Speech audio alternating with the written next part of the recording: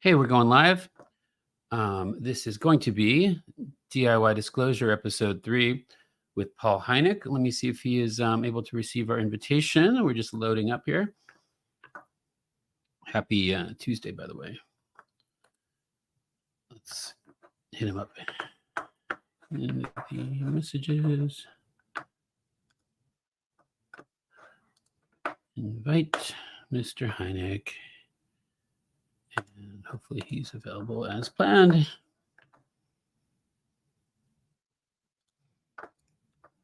Okay.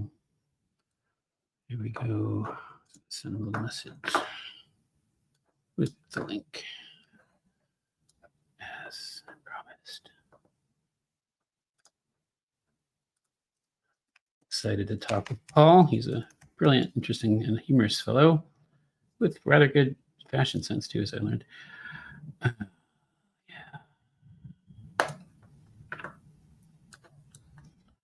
Reply. Hi, Paul.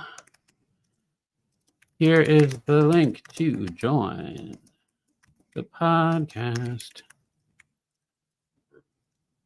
Okay, I'll give him a text message too. Send. We'll give him a moment to pop in. In the meantime, hey, what's up, Source? Please in the comments for those jumping in, we'd be grateful for any questions you might have or just vibe with each other. If you got questions, like let's say question and then say the thing so I don't miss your questions with all the other things going on. If you got my thing. And let me tell you a little bit about Paul while we hopefully get him into the conversation. Well, here's a bit of a biography for him. I'll paraphrase it for you more later. This is from his book, the UFO Technology Handbook that he wrote with Lamont Wood. In 2021, it came out. Very small font. To the UFO aficionados, Paul is the son of the father of ufology, J. Allen Hynek. However, we gotta make this bigger. No, it's not gonna get bigger. That's fine. However, he is an accomplished author and entrepreneur in his own right. Paul is a Wharton MBA, an adjunct professor of finance and accounting at Pepperdine University, and the creator of startup financial projection software that has raised over $1 billion of thousands and startups. He's pretty much a badass, I'd say, right? He has significant executive software and high-tech experience in the US, Europe, and Asia. Paul works with numerous startups as a board member, advisor, or part-time CFO. Paul HYNEK was involved in making Avatar, Lord of the Rings, Planet of the Apes, Tintin, Real Steel, Warcraft, The Hobbit, Halo, Call of Duty, and numerous other movies and games.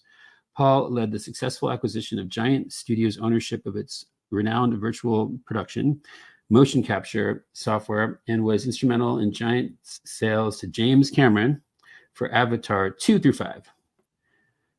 Okay, let me see if you got my message. He has a long bio. Don't worry, we'll get to the rest. Okay. Let me see if I have his phone number on hand.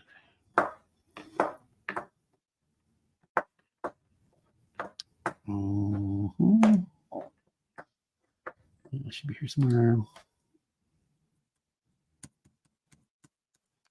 Perhaps he has forgotten our appointment or is having trouble logging in. Okay, I think I have his number there. One second.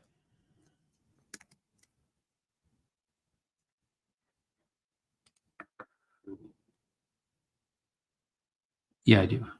Okay, well, I'm gonna give him a phone call for the first time. Hope he doesn't mind. Okay, we're on a phone call basis now. I guess he just doesn't know yet.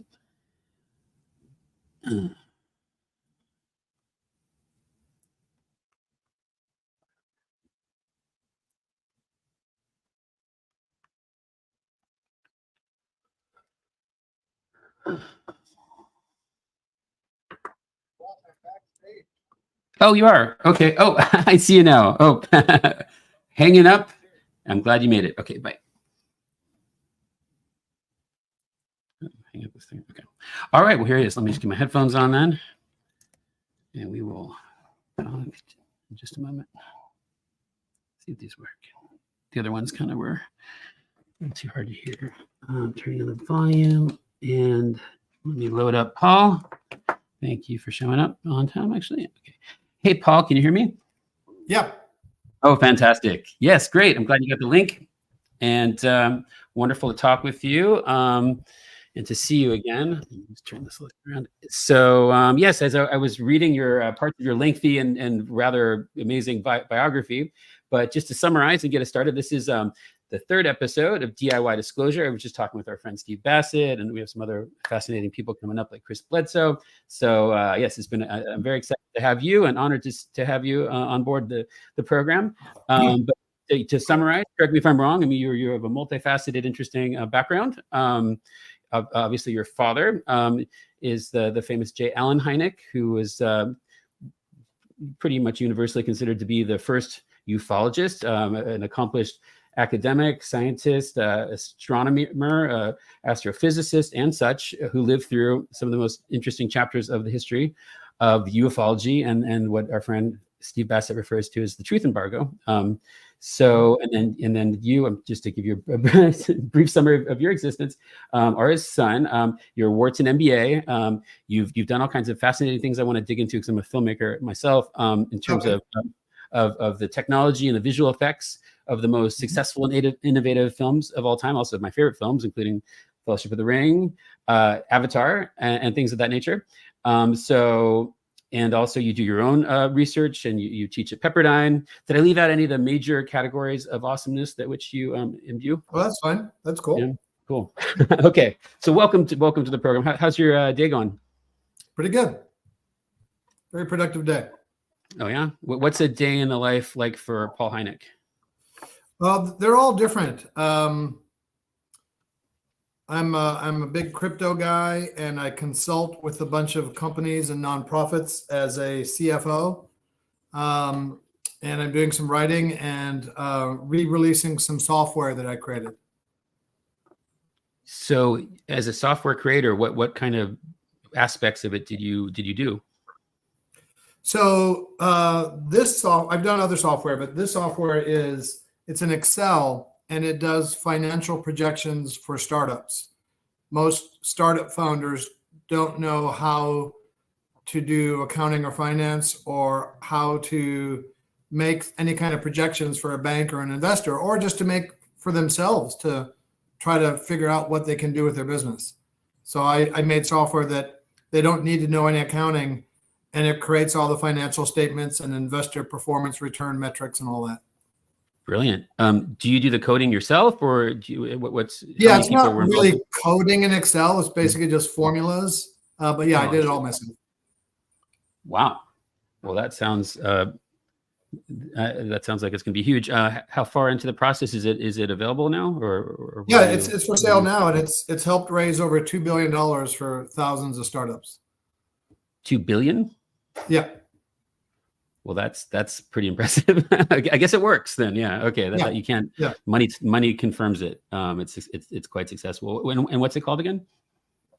Easy Numbers. Easy Numbers. Okay, I'm looking it up right now. Easy. Is it spelled like normal easy? Okay, numbers. Yeah, just easy. I'm not sure if you're interested, but one of the things I'm really focusing on now is the connection between aliens, DMT, and Bitcoin. Yes, I love this about you. Yes, I am. I'm very interested in all those things. I have not had the DMT experiences myself, but I do study them. Yeah. Okay, cool. And the what are they called? The clockwork elves. Machine elves. Machine elves. Yes, I've heard them referred to both. But yeah. I've been making art about that. So oh, cool. So fascinating. Yeah, I've been looking into ego death a lot lately. I've had a lot of different rabbit holes I've been sort of entering, but yeah, the ego death keeps coming up, both in terms of some things I've been learning about research pertaining to the UAP technological aspects, consciousness, ego death, and it seems to be one of these overlapping cross sections of lots of things I've been looking into. What are your thoughts on ego death? I don't really know how to answer that. It's a weird question. Yeah. Yeah, for me, in doing DMT, I get the feeling not so much that I'll live after death, but that it just doesn't matter. It just what I've seen just so transcends anything I care about, Hmm. that it just leaves me with a sense of calm. That seems like ego death in a way, yeah. And I'm told that DMT is sort of the fast, easy pass to Yeah, a nice little ego death, yeah. yeah, okay. It's I get the DMT stutter. It's just really hard to describe. Yeah, well, I haven't experienced it, so thank you for sharing your Hmm. experience with it. Like, how many times have you gone through that process? Oh, dozens, and I host ceremonies. Ooh, wow! I'd like to participate in that at some point. Where do When's you the live? next one? I'm up and back between Los Angeles and San Diego and DC, Washington DC. Okay, I'm in LA. Yeah, that's right. Yeah, I lived there for a number of years, and I'll probably go back there soon. But yeah, I'm there like once a month overall. Okay, cool. So, okay, so you're saying though, you've been synthesizing elements of DMT, Bitcoin, and what was the third thing? Aliens. Yes, what I thought. Yeah, can you tell me how that works together? Yeah, it's so I would say the connective tissue is artificial intelligence, which is a unfortunate phrase, and it's really what I think of as digital intelligence. Right, I agree. Um, Yeah, and I don't mean to squeeze out the divine or be overly reductionist, but I think that there is a strong possibility that the universe is in effect digital.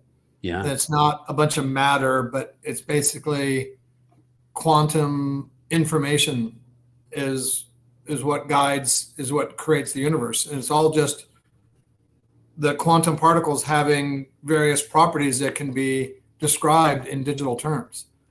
And so that's the underlying essence of the universe, I feel. And when you take DMT, many people, including me, feel that you see just that.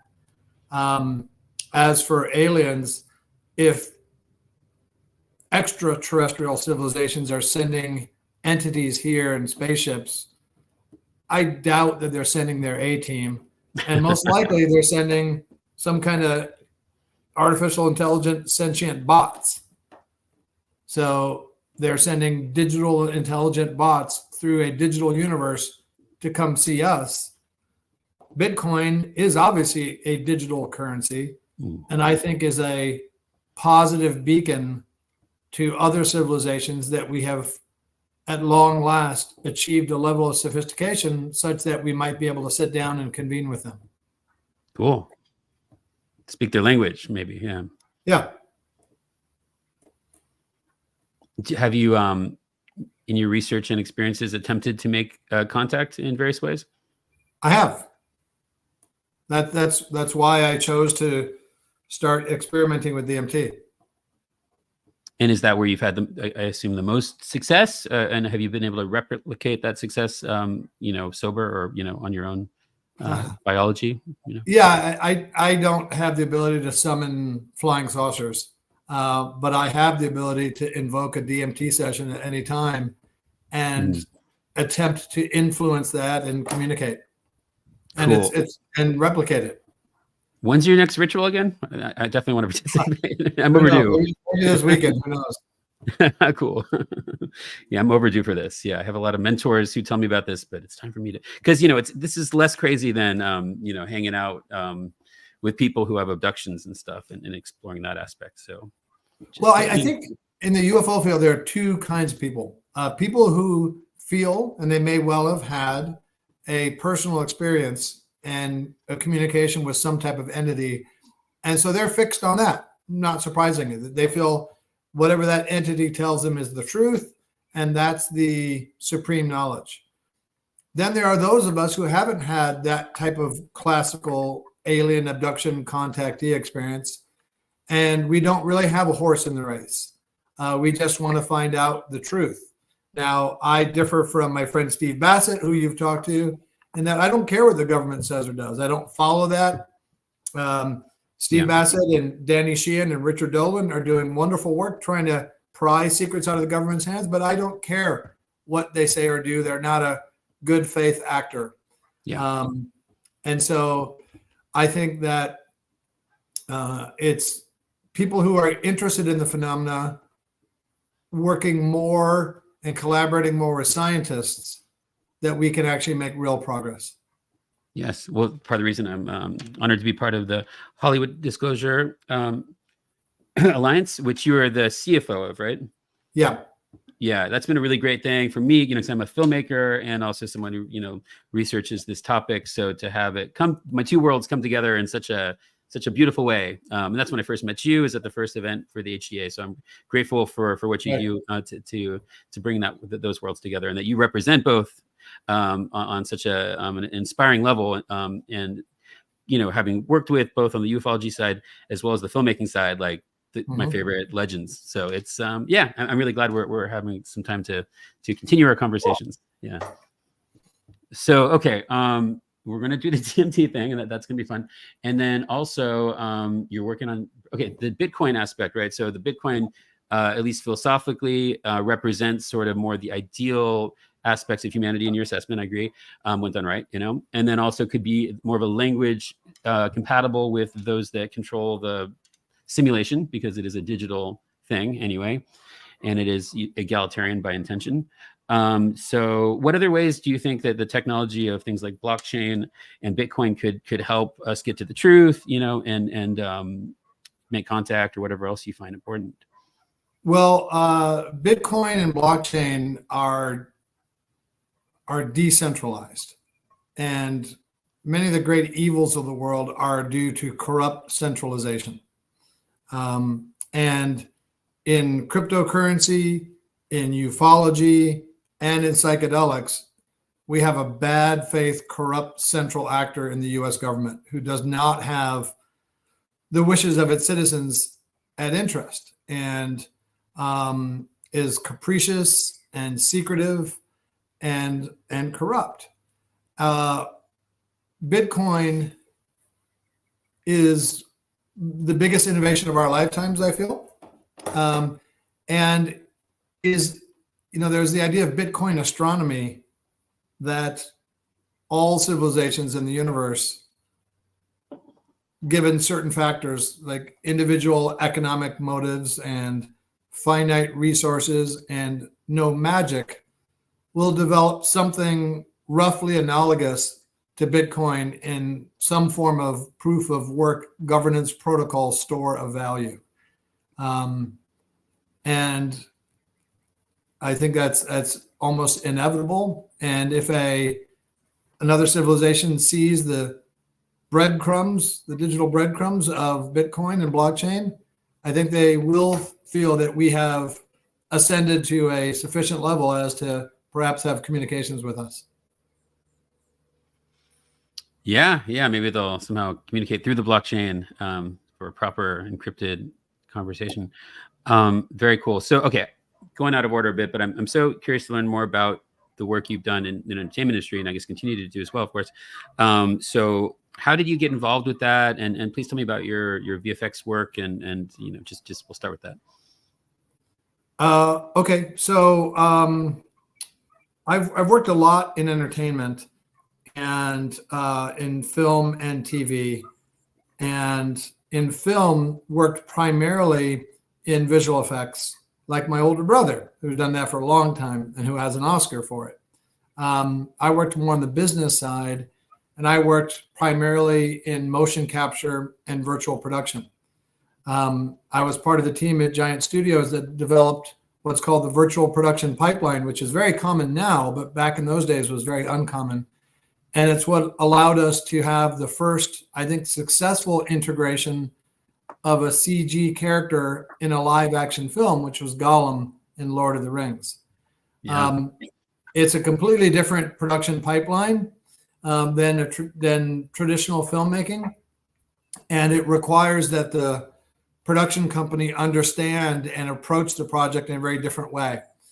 So we worked a lot with Weta in New Zealand, the visual effects firm. So we worked with them for Lord of the Rings, Hobbit, Planet of the Apes, King Kong, And then we worked on Avatar and created the ability for to see the Na'vi, the 9-foot tall blue Smurf creatures.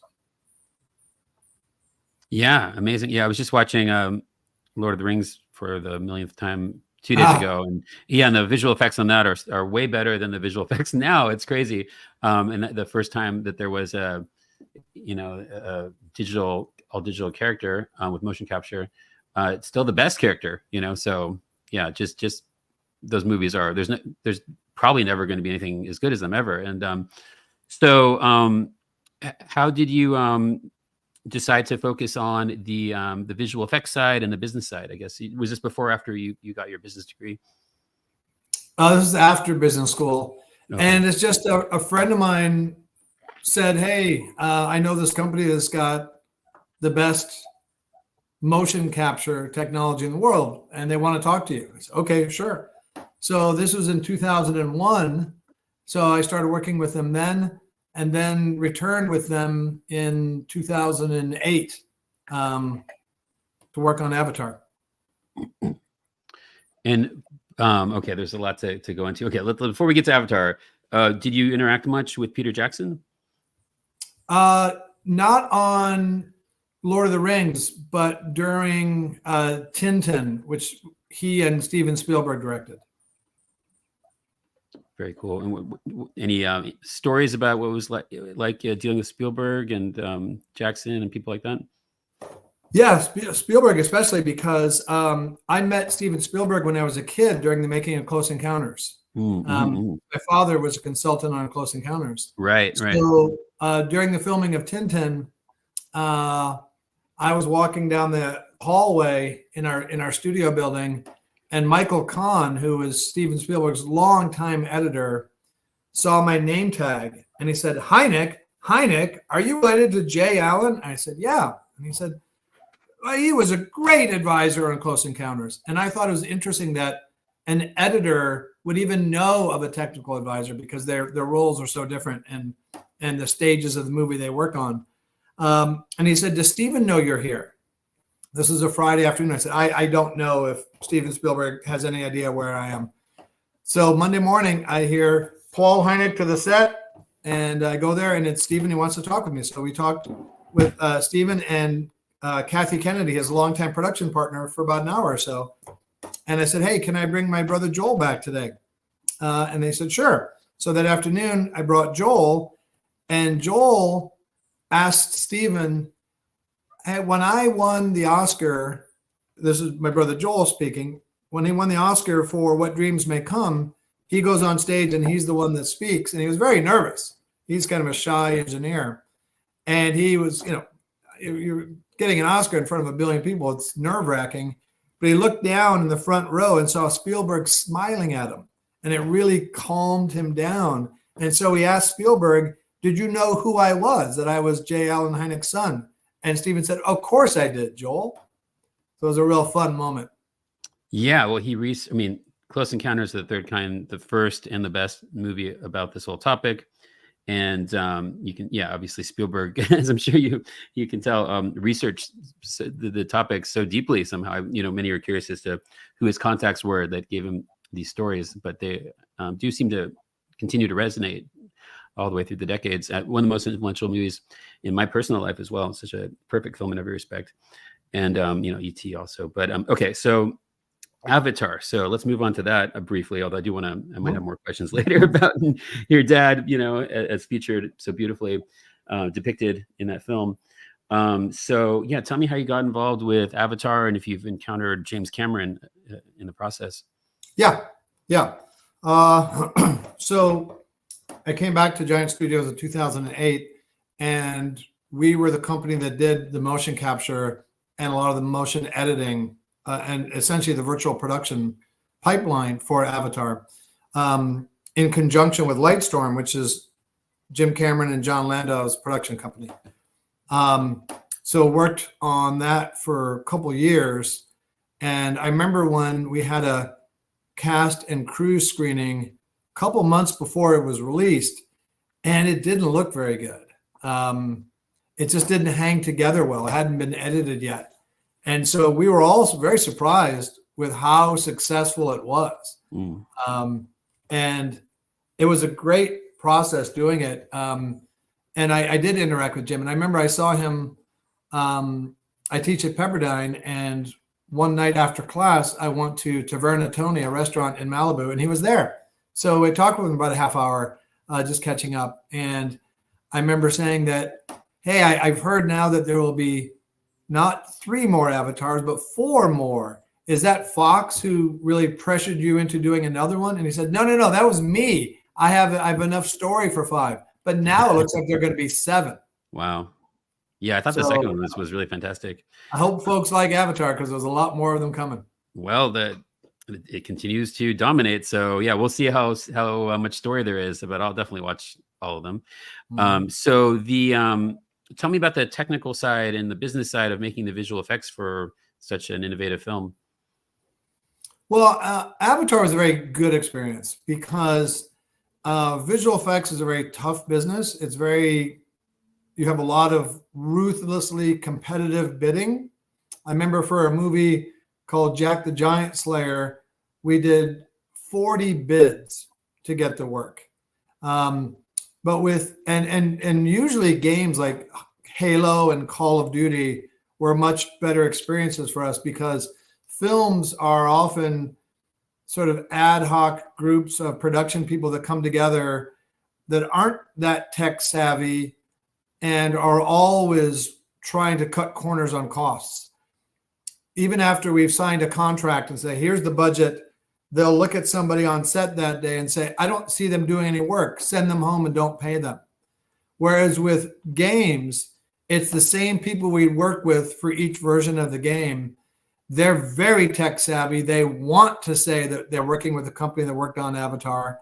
And once we negotiate the contract, they don't care who's on set. They've already agreed to make payments, and that's what they'll do. But Avatar was a very positive experience. We had a lot of people that went back and forth between our company, Giant Studios, and Lightstorm. And indeed, after Avatar was released, they moved from Playa Vista to Manhattan Beach, but they didn't have anything going on. So they let us use their studio and sound stages for about 1.5 years for free. But Avatar was just a wonderful experience. It was so groundbreaking. And the last 120 days of production, and I didn't say filming because there is no film, of production were what we call camera days. And it's a little hard to describe, but because in a motion capture volume, you've got the actors with the black spandex and the little markers on them.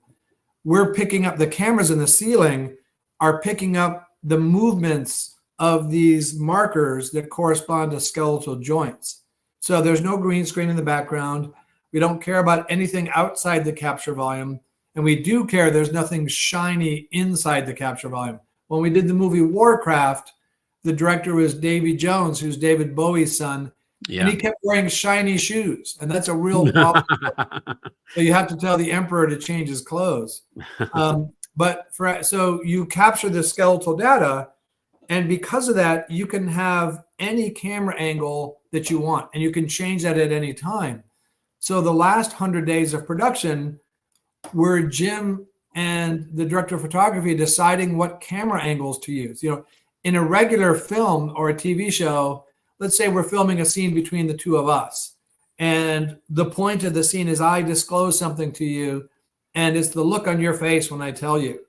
Well, let's say later, no, it's actually more the way I deliver that. But we didn't capture that on film. They'd have to bring me back. Yeah. But with virtual production, you've captured everything, and you can change the camera angle even after the cast has scattered to work on their next project. So it's just a really fundamentally different way to make a movie. Yeah, for sure. It's I can, as a film director myself, I can relate to all that. And I made my first feature film recently, and it was, very ambitious as we tend to be as filmmakers, trying to make it something that belongs on. I'd love for you to check it out sometime, by the way.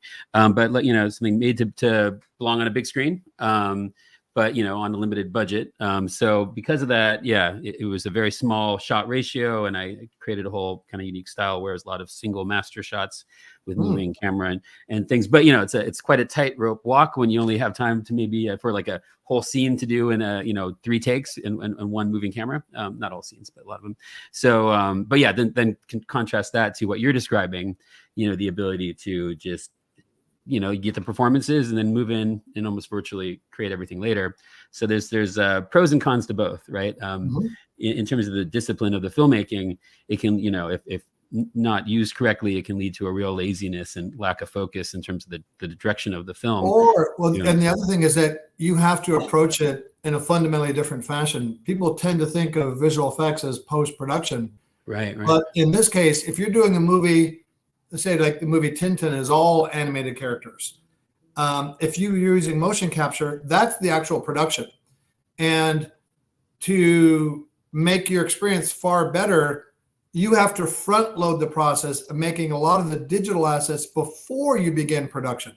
So the pre-production becomes much more top heavy than in other films. If you haven't prepared that way, you really can't take advantage of the really fundamentally different way to make a movie that the virtual production pipeline presents to you.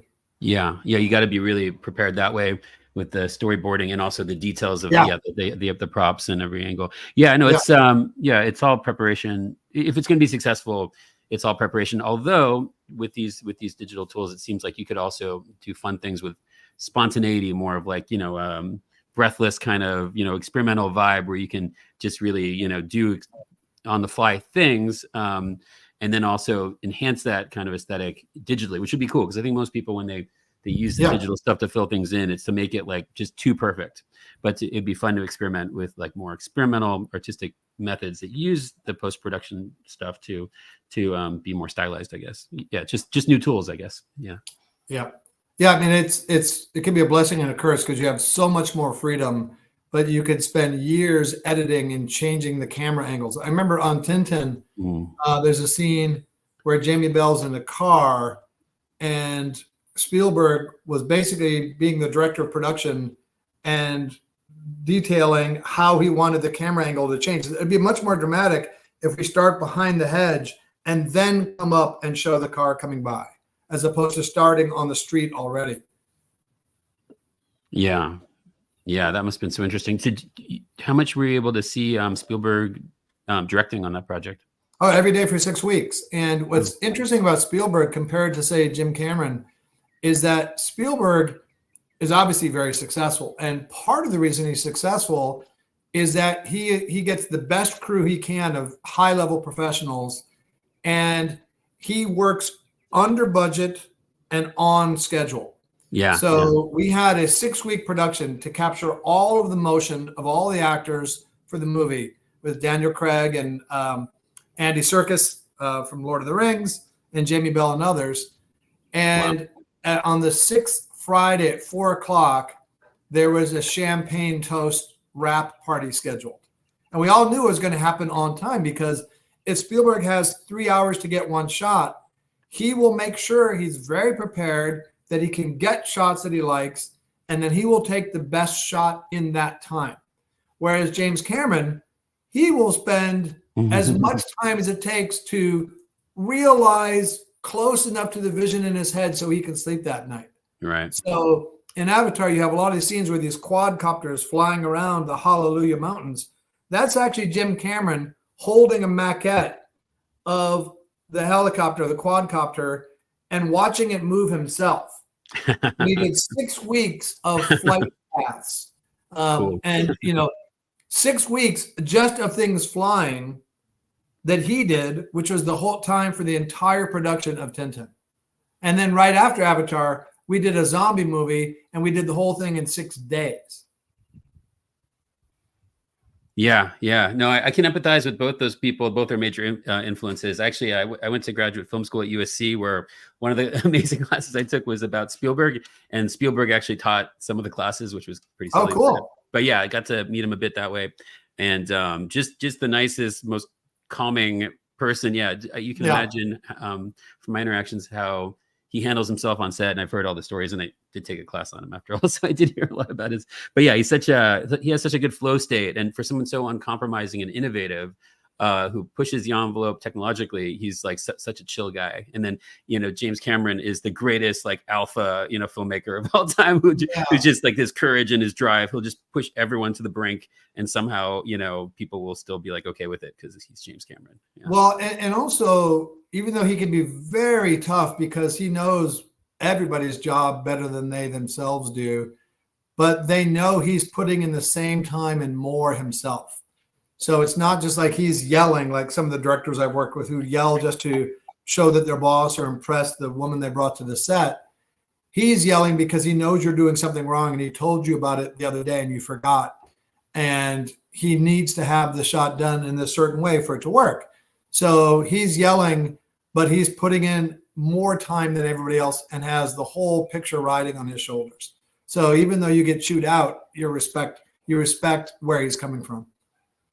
Right. With like The Abyss, I believe that was the first movie that was done with so much water and people almost died. And they said it was, every single story, it's like they said it couldn't be done, and he certainly made it happen. Maybe, and it always requires more money than you'd ever imagine. And then he like makes more money from the movie than you ever imagined. So it's just, amazing. Yeah. I haven't met him yet, but yeah. The only reason he did Titanic was because he wanted to do a movie to fund his ability to go down in a submersible down to the actual Titanic. Yeah, I was about to bring that up. That's why he made what was the highest grossing movie of all time. Wow. He wrote that because of that? Like he didn't have... That's why. Titanic was a funding vehicle for him to be able to go down to see the Titanic. That's so cool. So have you ever talked with him about the ufology subject and the under ocean, USOs and transmedium vessels? No, I haven't. But he's interested in a lot of things mining asteroids. I mean, he's one of the smartest guys I've ever met, and he has such a broad range of interests. He's a fascinating guy. He sure is. Yeah. Well, it is your sacred job to bring him into the fold to help us discover the nature of reality in terms of DMT trips together and, exploring the depths of ocean in terms of non-human beings, or maybe just simulated digital ones, as you suggest. Speaking of which, I want to go back to something. Okay. So just to get a sense of your metaphysics and theories of existence. Okay. So you're saying that the DMT is central to your understanding of reality, sort of a glimpse into it. And that it reveals that the nature of it is a digital simulation, electrical digital simulation. Is that right? I wouldn't say simulation. Okay. I would say that I may or may not have done a lot of psychedelic drugs in my time. May or may not have had long hair for a long time. But if I did, I gave them all up a long time ago because I just got tired of them, and I prefer clarity over distortion. About 7-8 years ago, I'm with a friend of mine who, by the way, crash landed tardigrades on the moon. And he knew about my dad, and he asked me where my father thought UFOs came from. I said, well, he doesn't really know, but maybe interdimensional. He said, you should read a book called Alien Information Theory. Alien Information Theory, that's like the coolest book title ever. What's it about? Yeah. He said, DMT. I said, yeah, I give up. What's that? I hadn't never heard of it. DMT needs a better marketing agency.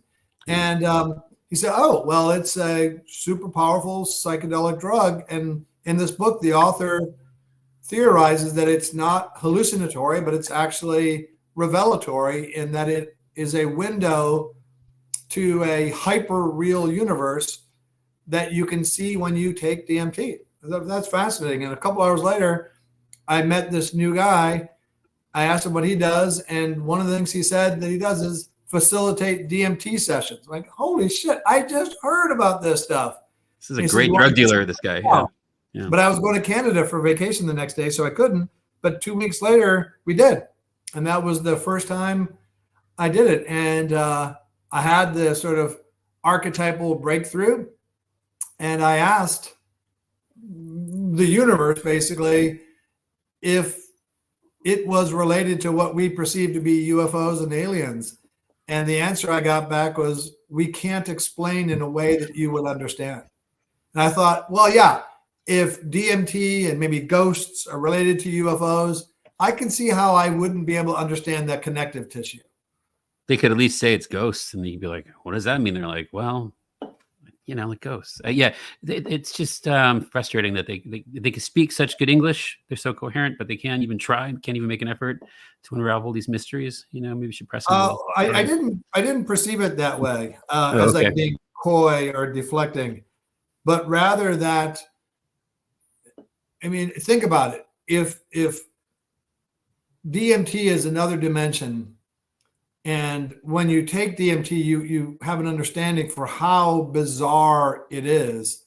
If that's related to what we see as saucers in the sky and crop circles, the way that's connected almost certainly is not easy for us to understand. I think it's almost like an ant looking up at a Chevrolet transmission. How much of that will he understand? So it's also like software. I'm a software guy.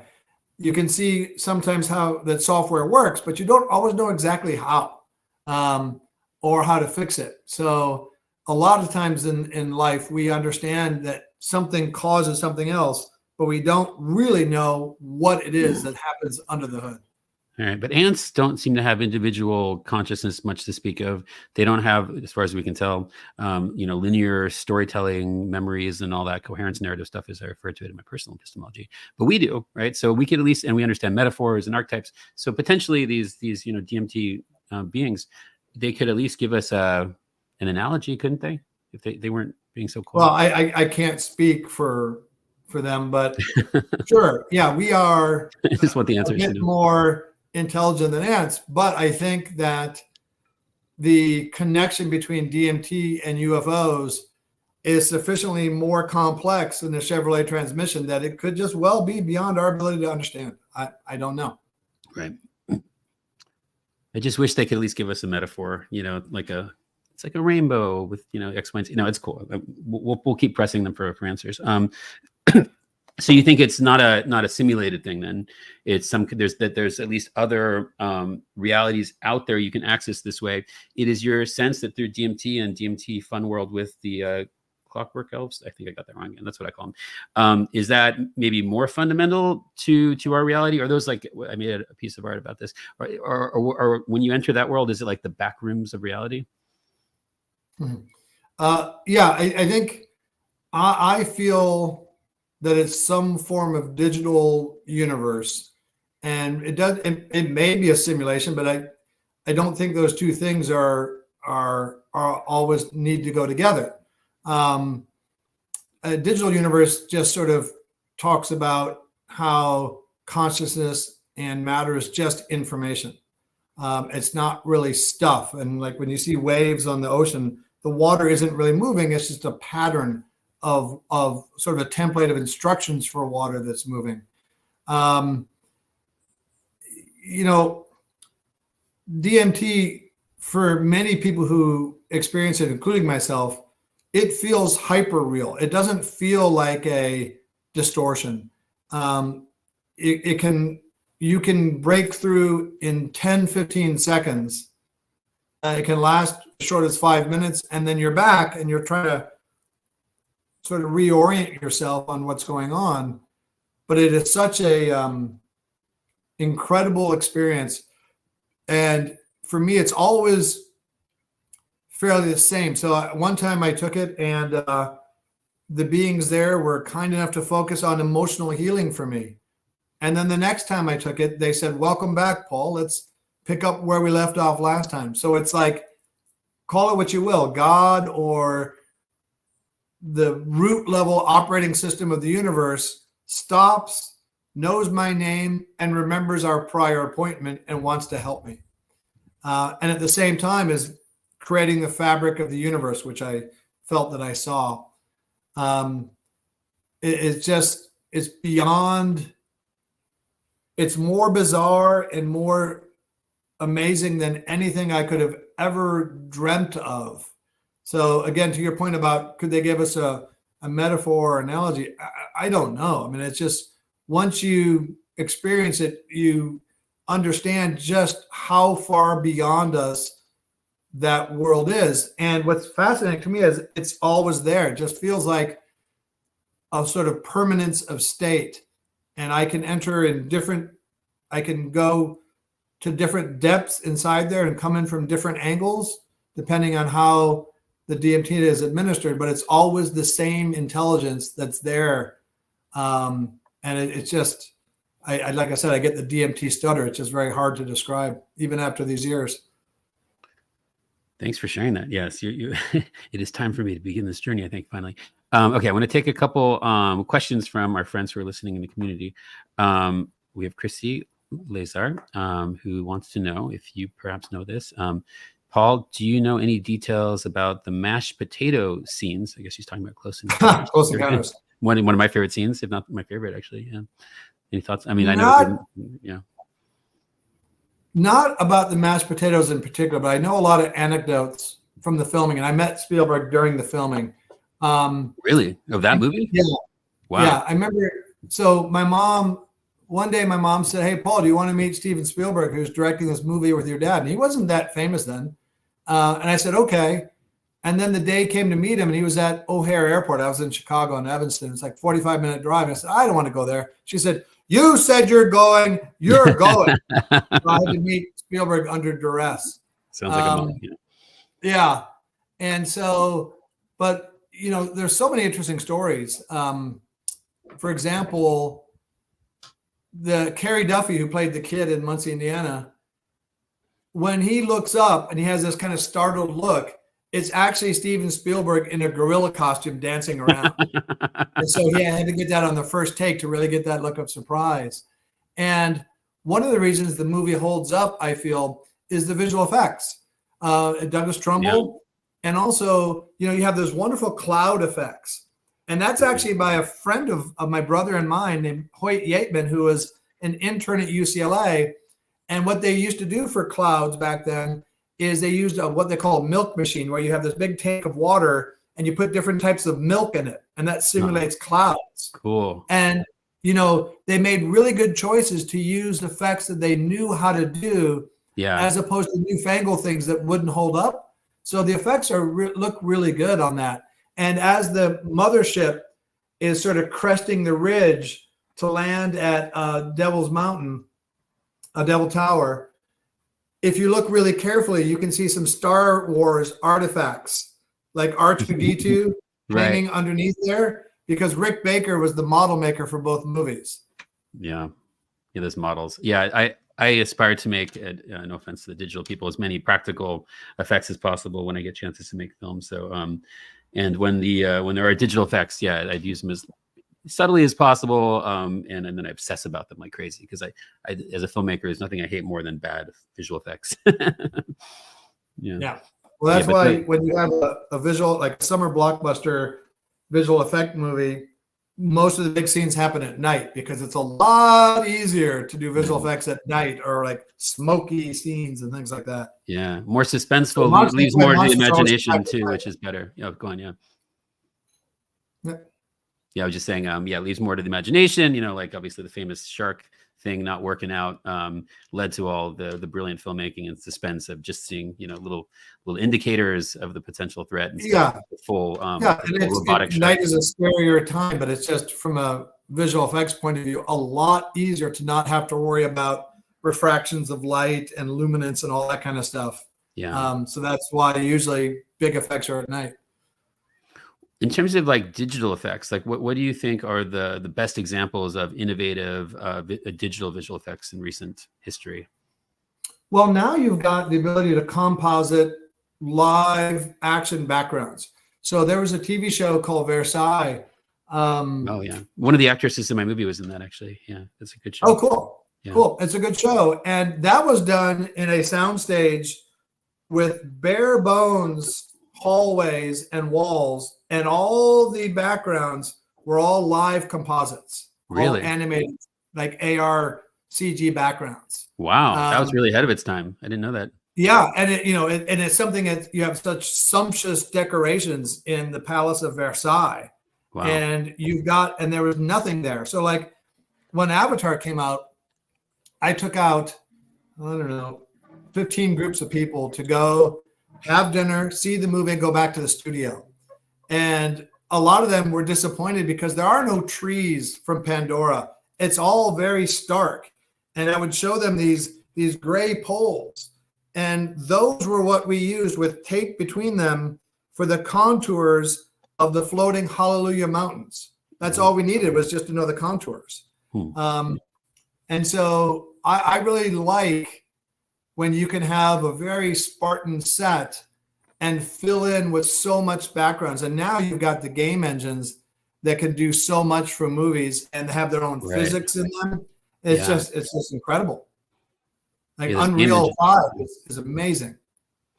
Yeah. Not to get too off topic, but that also I think is the real future of AI in terms of it, being introduced to some degree into, and perhaps replacing traditional filmmaking. Is it's through these game. Well, so one fun thing about AI from Lord of the Rings and Avatar was, and we didn't create this, but it's software called Massive. So before Lord of the Rings, if you had, let's say, a scene in a football stadium, you needed real extras or you needed balloons. There were companies that would make sort of balloon people that would be in the stands.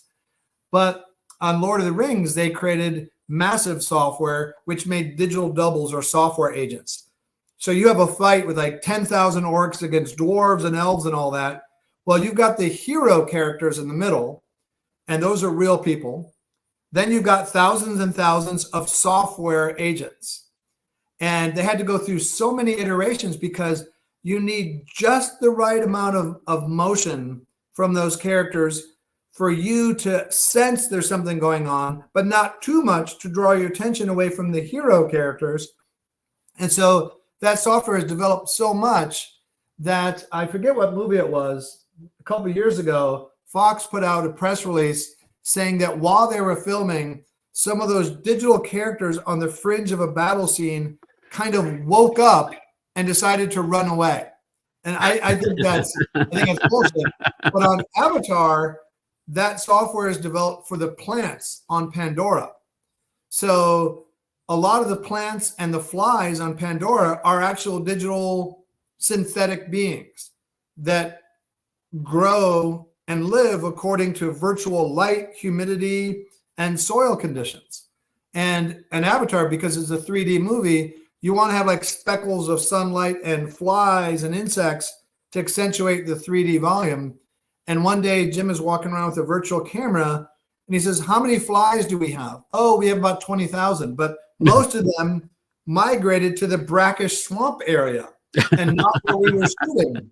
So he said, well, hatch some more. And you can always rotoscope some in later, but basically we had to hatch more flies and increase more moisture in this area to have them there for shooting.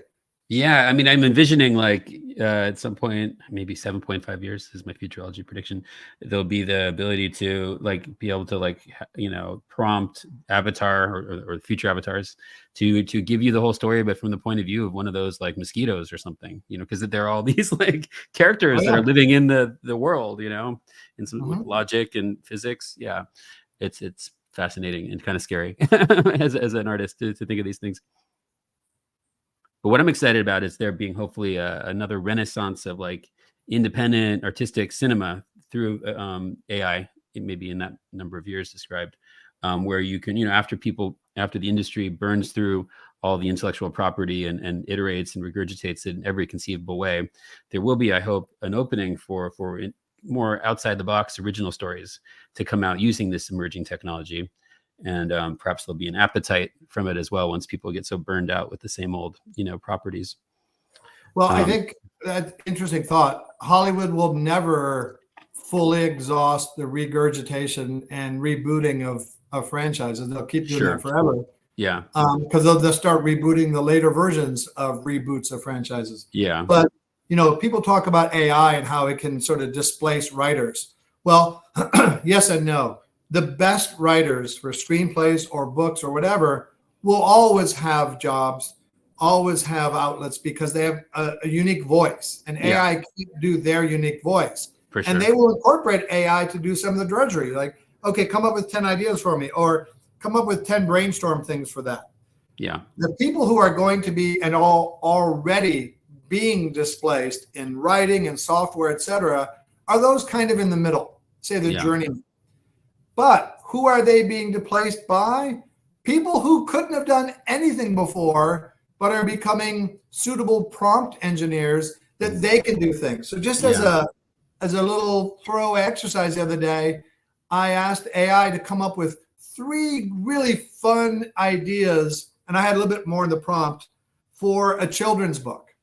And one of the ideas was, I forgot the names they had for it, but it was basically different umbrellas would take you to different whimsical, magical realms. And it's a children's book. And I said, okay, flesh out 10 chapters. And it did. And each one had like a lesson for kids to learn. Wow. And I said, now illustrate, give me an image for the start of each chapter. And it took 5 minutes. Yeah. And okay, you can say that's not my creativity, but then I could work with that and I could do a lot more with that. It could prompt ideas. Yeah. And at some point, it won't really matter to me if I want to be entertained. I don't really care how much AI was involved in the making of that product. As long as I have this emotional, fulfilling experience, that's what's important. And I think we're going to, it's hard to believe now that the new book or a new movie won't have any AI. Now, obviously in the visual effects, but in the creative process, there will likely have been some AI. And like as not, that has improved what we're going to see. Yeah. No, it's all how it's used. It's just another tool, and it can accentuate what you either don't have time to do or can't do. But when done right, like you described, it will, it's a curated artistic process, putting all these pieces together, much like businesses, in my view, when it's done right. It's an artistic process of the entire, it's like the biggest canvas you can imagine business, So yeah. It hasn't quite worked out the way a lot of people thought. If you think back to the Jetsons, they had Rosie, the robot maid, doing the laundry and the cleaning. And there's a quote going around now, it's kind of become a meme, that I don't want AI to help with my creativity and writing. I want it to help with my cleaning and laundry so I can do the writing and the creativity. But it turns out that helping write a children's book is a lot easier for AI than folding laundry. Yeah. Do you think we will have that, in the 80s, everyone was like assuming, we're going to finally get the robots, I had my little like toy Nintendo robot, Robbie the robot or whatever it's called. And now we're like, okay, here comes AI and robotics. Do you think we're ever actually going to get robotics like integrated in society, or are we going to get something that can fold our laundry? Well, I don't really presume to know, but I'm a big fan of Ray Kurzweil and The Singularity is Near, his newest book. Yes. And I agree with a lot of what he says, that I feel within 10 years, we will have nanotechnology brain-computer interfaces that allow us to unbelievably expand our computing power in our brain and essentially outsourcing much of our expanded neocortex to the clouds. And so when we talk about AI doing things, it's not so much AI instantiated in robots that has these super capabilities. It's these super capabilities coming to us who already have the sentience, the consciousness, which is the hard part. So when we talk about what can robots do in the future, we will be those robots, which is cool and terrifying at the same time.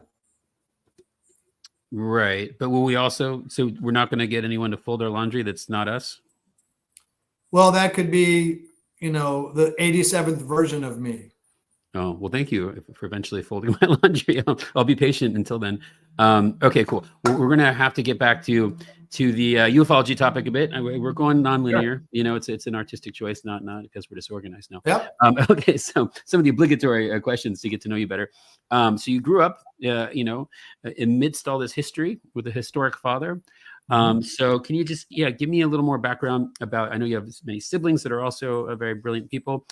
So what was it like growing up with your dad? Just tell me about your dad.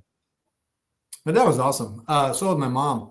And I think however you grow up is normal for you at the time, good or bad, until you look back at it later. And it was great. People think of my dad as a UFO guy, but he was really, as you said, a professor and a scientist who had like a late in life side gig of UFOs. So we didn't really think of him as a UFO guy, but just as a professor. That was his really core identity, I would say. And so eclipses and astronomical events were really big for us.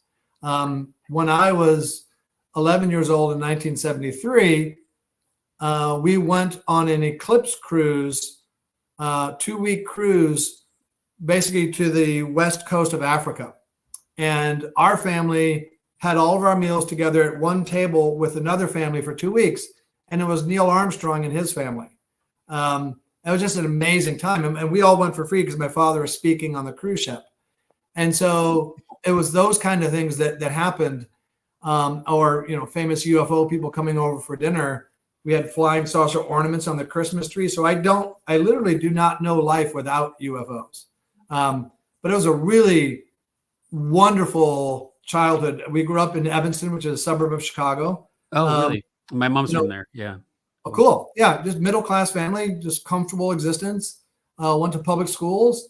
And it was just a fascinating, intellectually stimulating environment from the moment I can remember talking. Yeah, I can tell. I read most of your father's book about the project Blue Book days and such. So yeah, there was a bit of stuff in the forward that gave me some insight into your beautiful family. So it's cool to learn more about it. So let me see. I want to try to get a couple questions from the community now. This may or may not make sense. I'm not sure what it means exactly.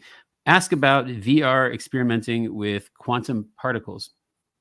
Okay. So let's frame that. Many people are familiar with the Drake equation, which is an attempt to estimate the number of planets that could host life as we know it in the galaxy. And it turns out it's like millions. Okay. Then there's the Fermi paradox that says, well, where are they if they're all out there?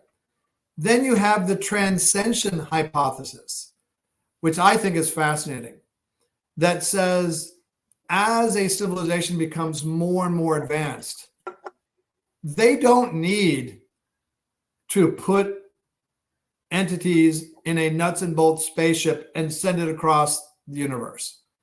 They can go inwards into increasingly computationally dense domains and find everything possible there. At that point, they will have had their own singularity, and they can render inert matter into calculation engines and do things that we would think about as pure magic. So they can go inwards and they don't need to go anywhere else. And they become what I think is post-biological. So our detection mechanisms, we've been beaming episodes of I Love Lucy out into the heavens for decades, but many of these civilizations out there will likely have become post-digital and be effectively invisible to us and undergone, oh, nice pooch. Yeah, this is Roxy. She was licking me, so I thought I'd bring her into the hey, Roxy. podcast. I got my cat down here. Oh, nice. So these civilizations will likely have gone inwards into these computationally dense domains. And so you have this sort of hyper VR environment. I've worked a lot in VR. In Avatar, we did VR for production, and then I worked a lot in VR, especially with medical applications, and I helped USC incorporate VR into their stroke recovery technology.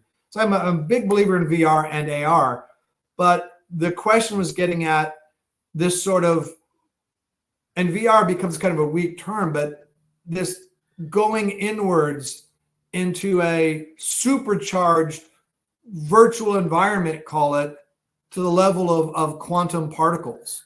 That's what I gather the question was, but I'm a big believer that our future is not on Zeta Reticuli, but it's inside here, wherever here is. I tend to agree. Yeah, and that might be the only thing that's going on is the inside. I was actually just making art about that. I do visual arts, and some of it digital and some of it collaborative with AI. Oh, I made an image that I generated in AI of the transcension hypothesis, which is really cool. Came out really nice. Oh, cool. Yeah, I'll show you that art. Actually, I didn't post it quite yet, but I made it this morning. So synchronicities abound as usual. Okay, I want to get to some other friends in the community who are excited to vibe with you. Hall Cipher is a brilliant scientist also. He's wondering about, okay, this is how he wrote it. Didn't his dad make a end of life confession about obfuscating Blue Book, residual guilt? Anything to say about that? No. I was with him at the end of his life, and he made no such mea culpa like that. My father was born in 1910, the year of Halley's Comet, and he had predicted that he would leave with Halley's Comet. And so several months before he passed, I took him out in the desert in Arizona to see Halley's Comet. So it was a bit of a comfort for us that an astronomer had his life bookended like that with a famous comet. Wow, that is spectacular. Let me see anything else here. If NHI have been here for a long time, let's see what you think of this one. If NHI have been here for a long time, is there an IC white hat group playing the long game? W/I in dust. I don't know what that means. That last bit. Does that make sense to you? I don't know what that last part means, but yeah. So let's run with the idea that non-human intelligence has been here for a long time, and they're engaging in hybridization, or they are us from the future, like Michael Masters posits. The one piece of solace that I would take is they are likely far more advanced than we are. And in this sort of scenario, we have to think that they can effectively render themselves invisible or hide underwater in Antarctica or wherever. And so they can do whatever they want. But if they were here out of pure malevolence, we'd be dead. So at the very worst, they are manipulating us. We have the renegade Pleiadians enslaving us with dark telepathic chatter. But that's the worst part of the spectrum.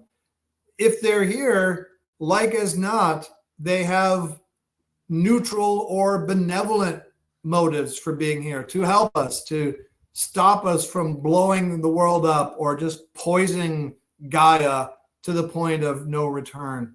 Or just so that we have so much space junk that we can't even launch into space anymore. So I don't know. I don't know for sure that the US government in particular has captured flying saucers or aliens in bodies. I don't know.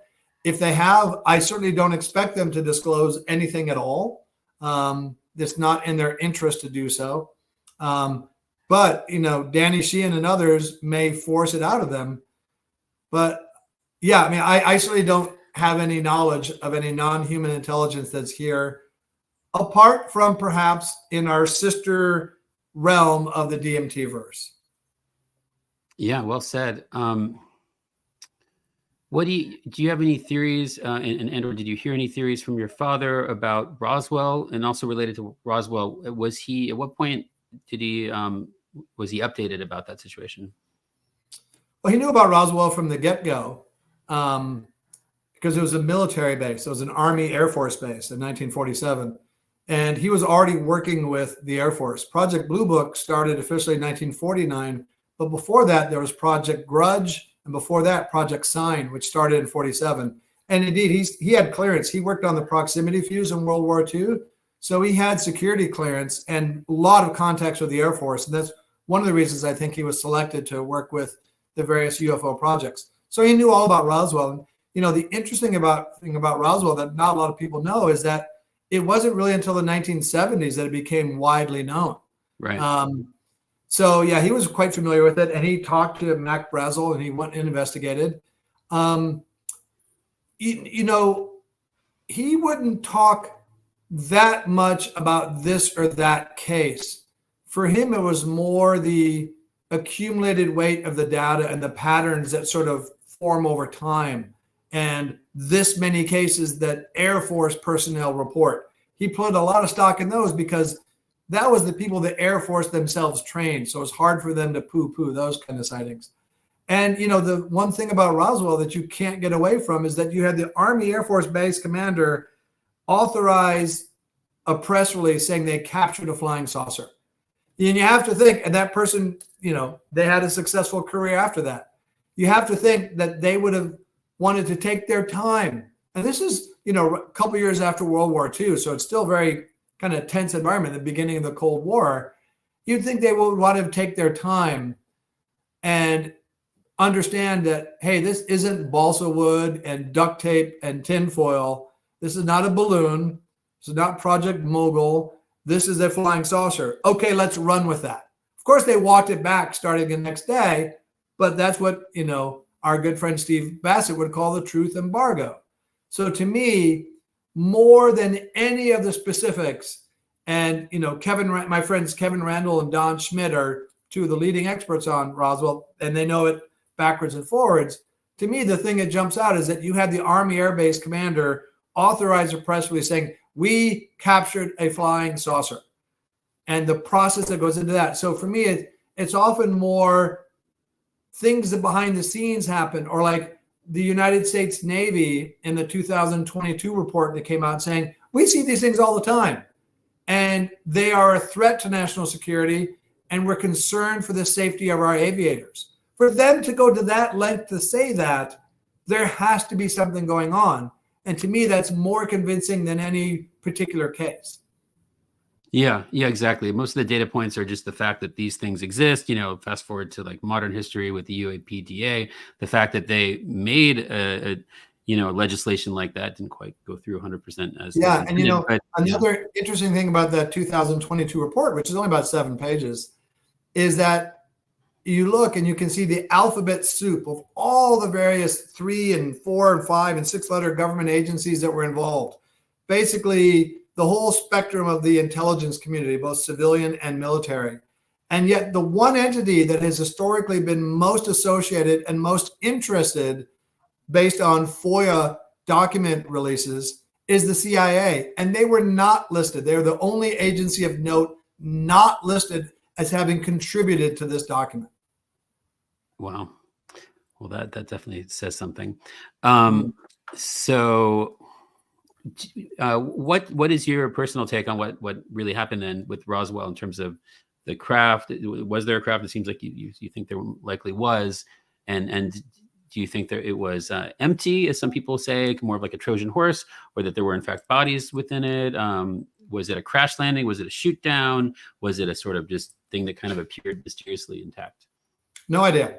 All I know is, like I said, that the base commander saw fit to say we captured a flying saucer. To me, that's the most compelling aspect. And I don't really know that many of the details or have an informed opinion whether it was a crash or shot down or inhabited or not. Just don't know. I will say this.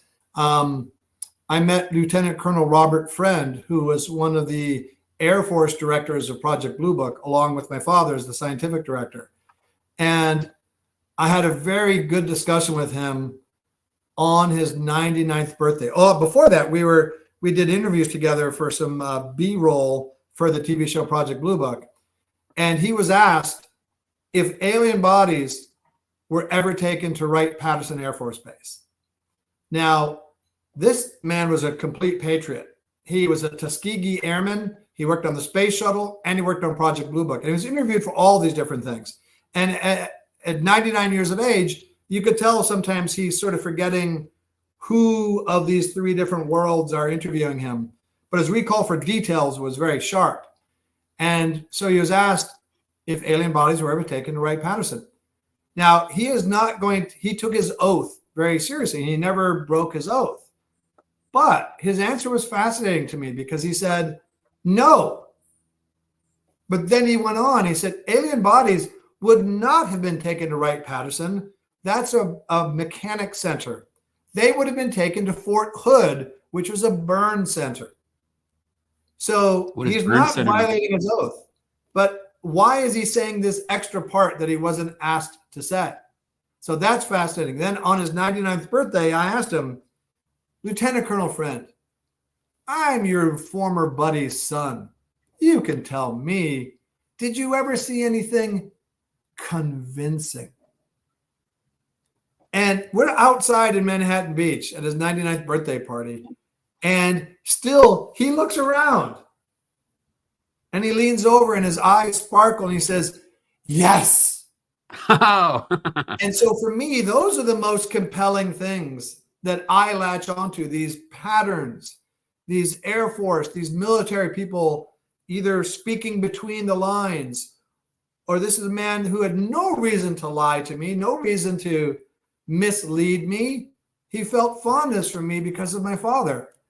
And when I hear something like that, I put so much more weight in that than any particular case or other things that a lot of people latch onto. Do you have any theories of how the world access through DMT integrates with these type of beings and the flying saucers and such?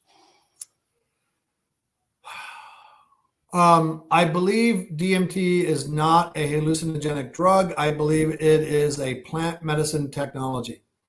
And it feels like it may have been left here such that when we can harness it either with ayahuasca or other ways, that we're now sufficiently sophisticated to communicate with them.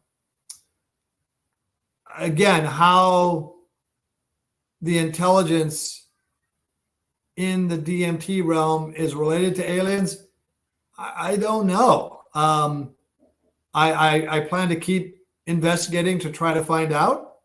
I fully admit that this may not be real. I'm under the influence of a very powerful psychedelic substance. And just because it feels real to me and others doesn't mean it is real. But my father thought that the alien phenomena and Jacques Vallée and others may well have some interdimensional component. And to me, this feels like that is that interdimensional world. So I feel like I've done the first step. I've gotten to that other dimension. I've been welcomed. And now I just have to figure out and establish the land bridge between there and what we know of as ufology. It's all in a day's work. It's only take a couple more minutes to do that. So I have a question about your background. Is my understanding you're not like, and your family's not like very religious, but obviously you become spiritual to some degree, as you expressed, or at least philosophical about, your experiences with what is real. And I heard something mentioned. Are you interested in Rosicrucianism, and is that something that your father was looking into, and the various things indicated by that in terms of understanding the things that on the fringe of scientific understanding? Well, my father was a Rosicrucian and asked us to adhere to some tenets of Rosicrucian belief when he died, and we were happy to do so. My father was a big fan of Rudolf Steiner and of theosophy. I'm not as much, but it's important. People tend to think of scientists as reductionists and don't believe in magic in the universe because they're not sort of classically religious.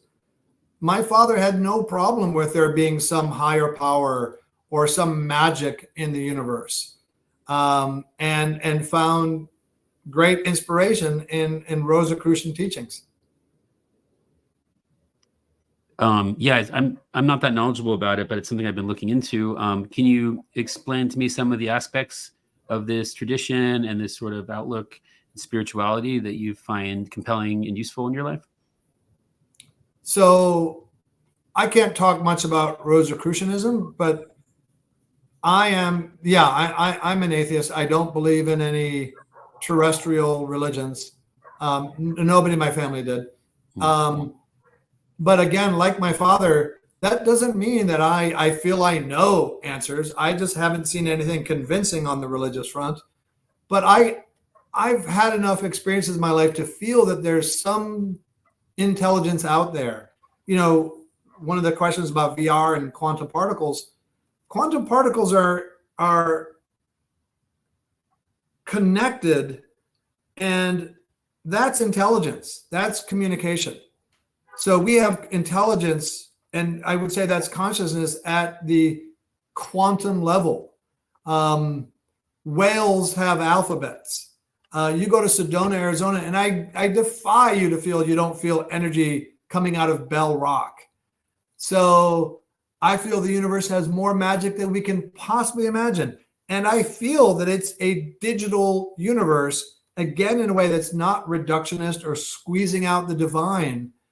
Because as a nerd, divine or digital is a lovely word. And I think the universe is all information, and consciousness is information.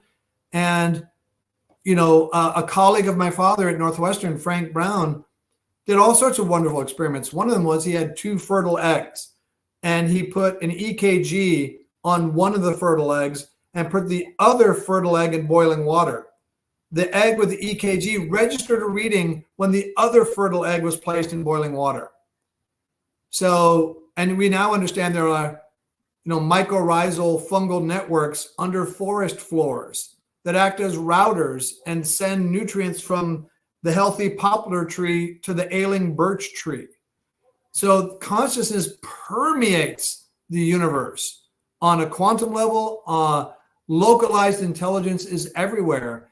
And for many people who take DMT, they feel they've tapped into to that level of pulsing information and consciousness going through the universe in a kind of digital grid type framework that has, and there's one of the descriptions I heard for what you encounter in DMT is that you see complex geometric patterns built of love and understanding. And that's about as good a description of DMT as I can imagine. So I don't know if you're familiar with the term quantum idealism, sort of tying in the philosophy of idealism of Socrates with, quantum mechanics and the implications of its many theories. If you're familiar with that idea, does that kind of line up with what you guesstimate to be the way things work? I'm not familiar with the term quantum idealism, and I will be putting that into ChatGPT after our podcast here. Oh, cool. Yeah. I love the sound of that. Sounds delightful. Yeah. When I saw you at Contact, that lecture I was doing was about my new philosophy, which I'd love to tell you about sometime in greater detail when it's not mostly about you and getting to know you. But it's called algorithmic jujitsu. So yeah, cool. It's about it's a philosophy for finding truth in a post-truth world, and and it takes into all the new quantum. What do you mean by a post-truth world? Oh yes, that. Well, yeah, it's a snappy thing to say, and what it means is okay. So with the dawn of the internet. It was in these, recent history. So like truthiness and social media likes versus facts, that kind of stuff. Yeah, I mean, so the internet first brought this potential promise of a golden age of finding and sharing as much information as possible, and this is where I think this whole topic of disclosure became accelerated, and all these truths began to seep through the cracks, and there was open formats for people to just all around the world kind of look into things together. And then that, in my view, came to a quick end in 2006 with the invention and implementation of the news feed, aka the algorithmic timeline. That is the algorithm I primarily speak of in my philosophy, called algorithmic jujitsu, about how to overcome this obstacle and get more truth. But it's not just about the algorithm of social media. It's about all algorithms, including the quantum algorithm, and in between the greater algorithms of civilization, society. And cool. So it's just trying to at least find a way forward as a singular collective consciousness to bring people together for collaborative, constructive humanitarian purposes and such. So that but I'd love to pick your mind about it more. And I'm still kind of adding to this increasingly full service philosophy. There's the epistemology. I'm creating a whole new poetics, I think, for the first time since Aristotle, and it's been a lot of fun. And it's been a great way to figure out, to define what is real, to define what disclosure means, how to know if and when we get it. For me, unlike with Bassett, although he's kind of evolving, I think, on this, that, disclosure is an eternal process, much like finding truth. The sort of main objective, or super objective, as I refer to it in the philosophy, it's to find and share as much truth as possible until death and there beyond, should the opportunity present itself. So there's a little taste of it, but the new chapter I'm writing now for the epistemology, which I thought was done, but it keeps getting longer. I'm experimenting with the idea of idealism, which is how Socrates initially kind of looked at the world, like that being the sort of main framing of reality, the etheric kind of aspects of things, creativity, thoughts, spirituality, non-tangible things, right? And then later with, Platonic, right? Right. Yeah. Platonic is related to that as well. Yeah. Plato kind of took these ideas and kind of encapsulated them more. Mhm. And then in more modern times, we have the idea of realism being more of a fundamental aspect of reality, with what we now kind of think of as scientism, it going a bit too far in terms of limiting our look at what is real to only, or maybe too primarily towards, scientific observation and this and that. And then the truth embargo, I think, kind of is also what tainted that whole path of, academia and scientific, discovery, because certain things were not allowed to be discussed at all. So trying to break through all that stuff and to use the internet hive mind for constructive purposes instead of what the algorithmic. Excuse me, I got a dog falling off me. You want to go down? Okay, you're free, Roxy. Be free. Okay, just don't trip on the light. Good girl. She's a very good girl. But anyway, this idea of quantum idealism would be the idea, and there's a whole. As I was talking with, you should meet my friend Roy Herbert, who's a very cutting-edge theoretical quantum physicist, and I know some other guys in that kind of school of thought. But there's cool thing about quantum idealism is that it combines both the scientists and the philosophers together to see if the nature of reality might in fact be provable. And some people would already think it has been proved by quantum mechanics and theories related to that the nature of reality is in fact idealism. And I think it kind of vibes with your kind of perception of this world as this sort of thing of, I don't know if it does or not, but it relates to this idea that perhaps, yes, things are fundamentally idealism, and it can be proven, long story short, by quantum mechanics. Oh, that's cool. It makes me think of a guy named Jason Padgett, who is one of the 40 known people in history with acquired savant syndrome. He was beaten up. He was kind of a rapscallion. He was beaten up outside a karaoke bar, and now he is a brilliant man who talks about sort of completely new understandings of physics, and that he sees. I don't think he equates them with string theory, but he sees like strings, and he sees like the grid of the universe all around him all the time. And listening to somebody else describe his views and their views on plasma and black holes, it just really jibed really well with what I feel I've seen taking DMT. So, people have talked about mapping the topology of the DMT world. But I now have the beginnings of a working premise to describe the architecture of what I feel that I see. So when you have these insights like you seem to be having, it's just utterly fascinating and just awe-inspiring. Yeah. No, I think you've kind of got to the gist of my experiences with creativity and philosophy and stuff. It's all channeling. I don't think it's like an ordained godly kind of thing. I think that's what we all do when we're in this flow state, and we're all creative in our own ways. How we make our choices in life.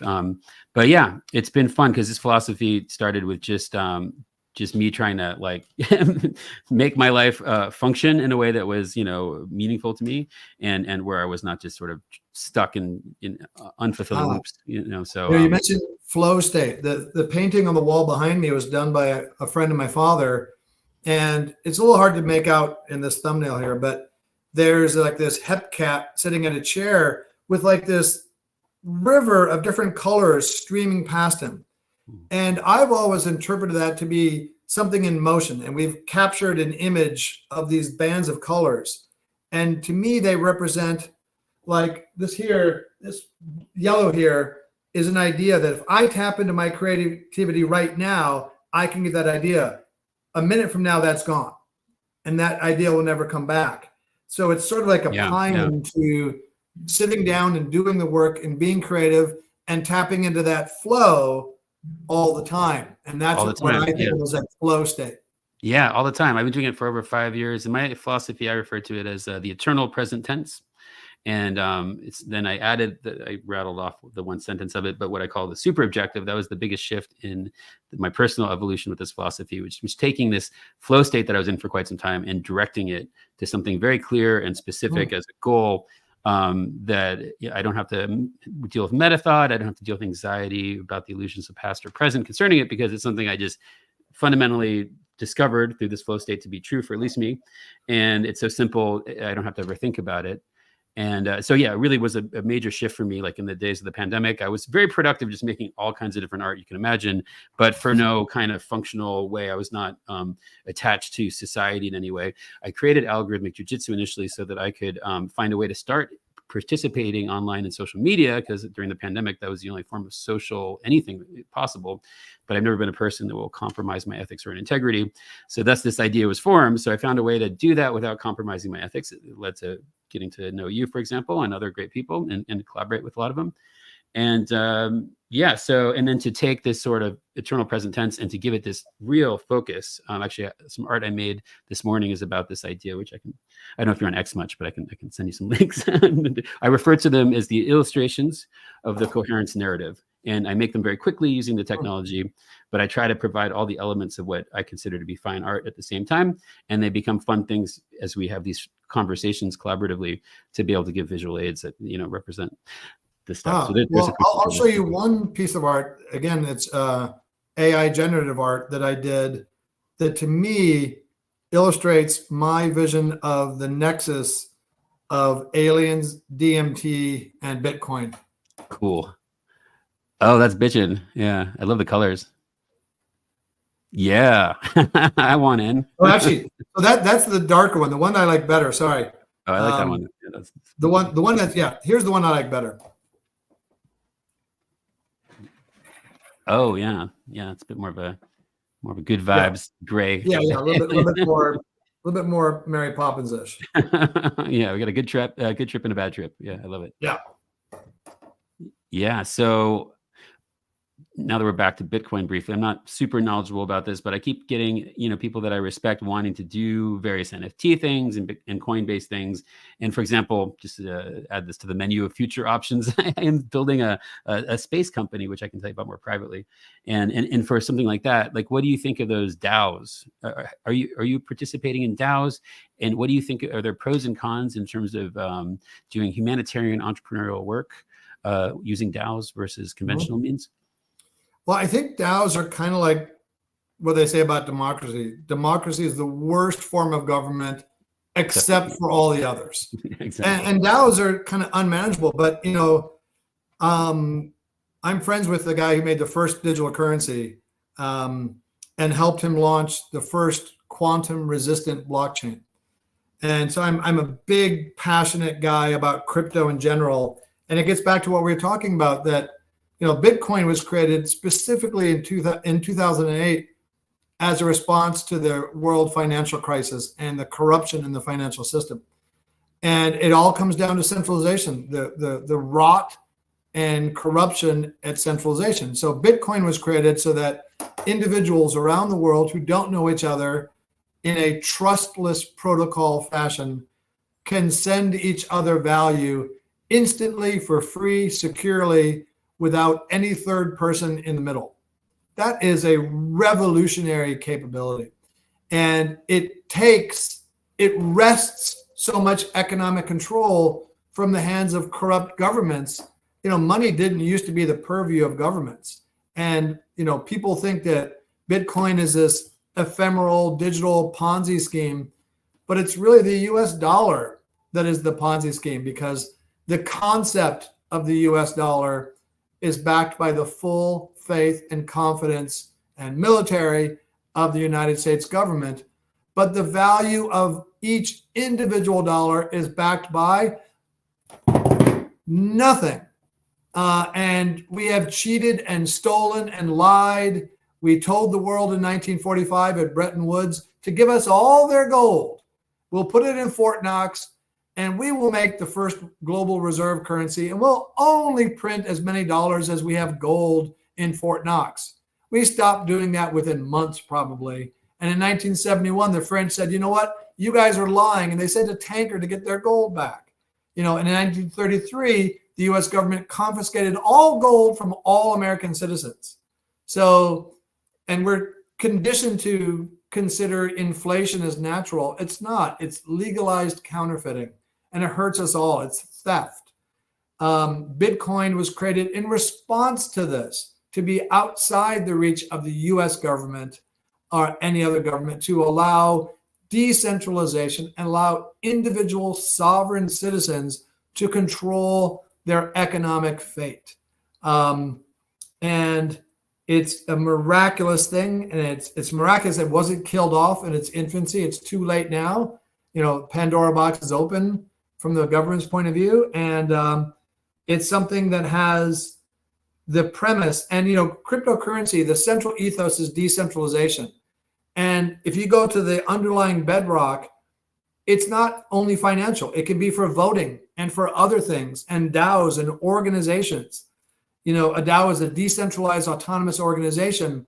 Bitcoin solved the centuries-old Byzantine generals problem, which is a huge problem in decentralized organizations. Imagine that we are in the Byzantine Empire, and we are going to defend our, you know, Byzantium. And we've got 30 generals. And so we get together that morning and say, okay, last powwow on our strategy. Here's what we're going to do. Okay, off they go. Well, now it's the fog of war. Like Mike Tyson says, everybody has a plan to get punched in the face. Well, we know that 2 or 3 of those generals are traitors. We don't know which ones. 4 or 5 of them are going to get killed. 2 more are going to get, you know, kidnapped and tortured. The messages between some of them will get hijacked. And we're doing the same thing to the other side. Once the battle gets going, and we know all those things have happened to the generals, how do we still cohesively operate? It's this problem of decentralized decision-making, and Bitcoin solved that. And so now you refer to blockchains, one of the measures of robustness is their Byzantine fault tolerance. What percentage of the nodes can go down and they can still be reliable? So it's fascinating that cryptocurrency has, and cryptography in general, has come to basically, I believe, save the scant shards of personal freedom that we still have. Well, good. Yeah, we need help. We need a lot of help with freedom now. Let's not get too sad about it. But okay, I'm inspired. People keep inspiring me that I respect with these crypto things. Okay, because you know I'm a bit earnest in terms of my efforts to do things that are, you know, my ethics, don't worry, it's just one sentence in my philosophy, right? Only do things that help all planetary life, right? Semicolon, never do anything that self-cannibalizes the singular collective celestial consciousness. Rebranded the universes, by the way. Okay, so with that in mind, is there an honorable path forward to use a coin and or an NFT type project to service as some kind of humanitarian oriented project, or is the stigma fairly or unfairly towards crypto and related projects? Is it too much that maybe it's best to just not put something kind of like sacred in the sphere, but maybe do something that's more just kind of fun, creative, and money oriented? Well, look, I think people get hung up a lot on crypto and they think, okay, well, FTX, you know, shouldn't crypto go away? Well, we didn't kill the dollar after the Enron scandal or the thousands of other scandals that happened with the dollar. You've got bad actors in crypto just like you do in the fiat currency world. I know that a lot of people, and a lot of people that are watching this are interested in UFOs and don't trust the government, what the government says about UFOs. But you trust what the government and the media say about crypto. Oh, okay. It's the same people saying the same things. Same thing about psychedelics. They're demonizing UFOs, psychedelics, and crypto. It's the same disinformation campaigns. So I've always been surprised when I go to a UFO conference and people say, man, Paul, we're talking about real stuff here like UFOs. Why you got to get weird and talk about DMT? Well, they say that less now. Why you got to get weird and talk about Bitcoin? Because they're believing the same lies that the same government tells them about UFOs, but now they believe it here. Yeah. So One potential difference, and I don't know about this stuff like you do, so I'm just trying to navigate my way through it. And I appreciate you educating me.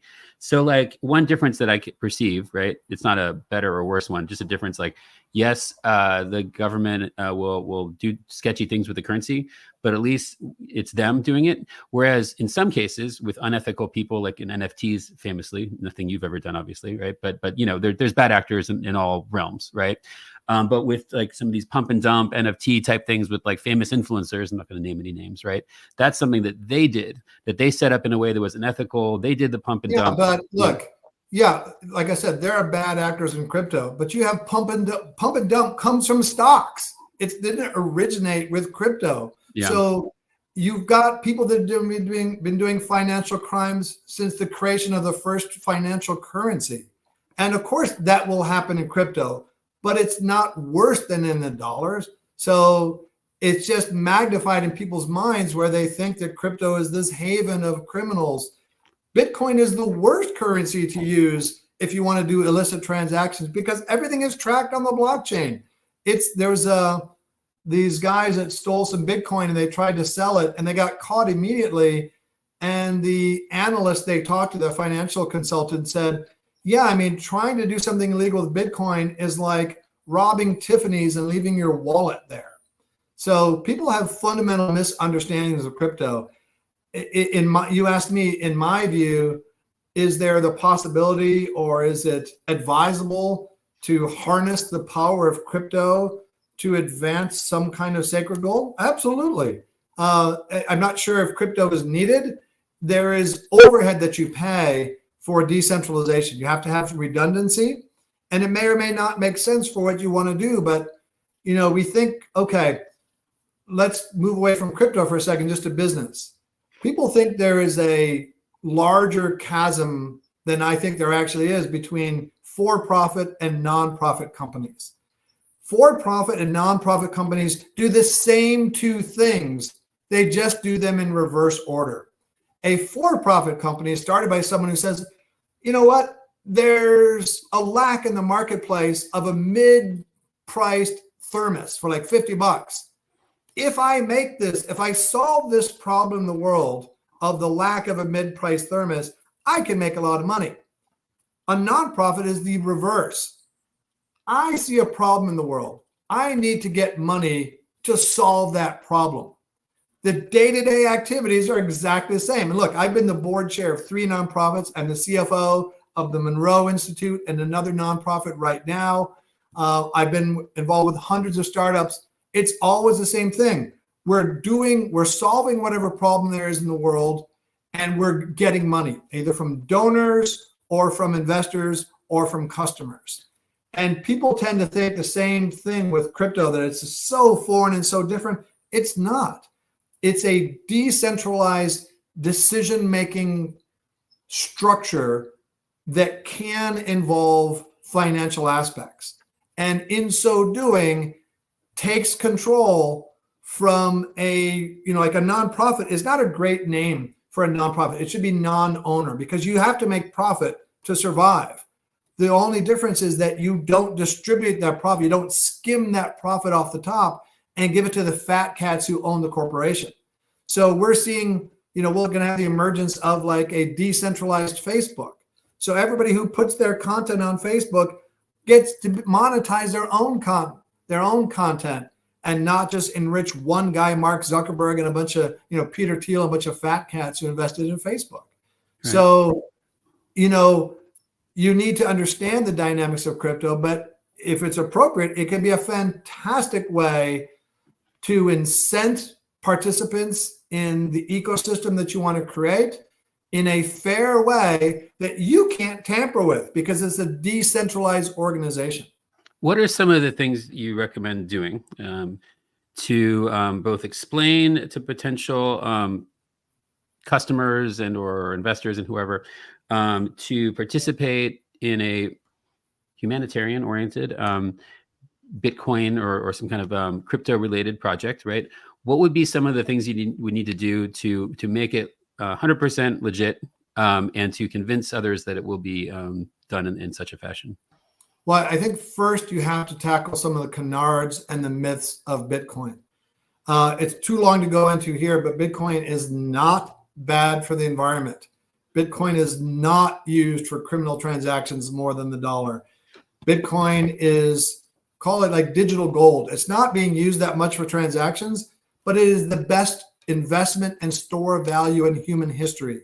When Bitcoin was launched on May 22nd, 2010, the first commercial transaction, it was priced at a quarter of a penny. It's had ups and downs, but so has Amazon stock. People just think, oh my God, Bitcoin's so volatile. Well, it's volatile like this, going up, up, up, up, up. It started at a quarter of a penny. It's worth $64,000 today. There is no asset in human history that over a period of 14 years has gone millions and millions and millions of times return like Bitcoin. So it's not bad for the environment. It's not criminal in nature, and it is volatile. But nobody in history who has held on to Bitcoin has and kept it has regretted it. So first, you have to tackle that. There's a fantastic book by a professor at Columbia called The Bitcoin Standard, which I recommend everybody read. I've given out hundreds of copies to people because it talks about the rot in fiat currencies that aren't backed. There's no currency in the world now that's backed by anything. The dollar, the euro, the yen, is just the government printing more money. And I think a lot of people are now more aware of this after COVID, how many trillions of dollars have been printed. And actually not really printed, because most currency, most money in our system is just ledgers on a bank. When Bank of America does a mortgage for somebody, they're in essence making more money. So it's not just the Fed who determines behind closed doors how much money to print. It's all the banks that they can't control creating loans, which are just entries on balance sheets. And that's why we have this runaway problem with money.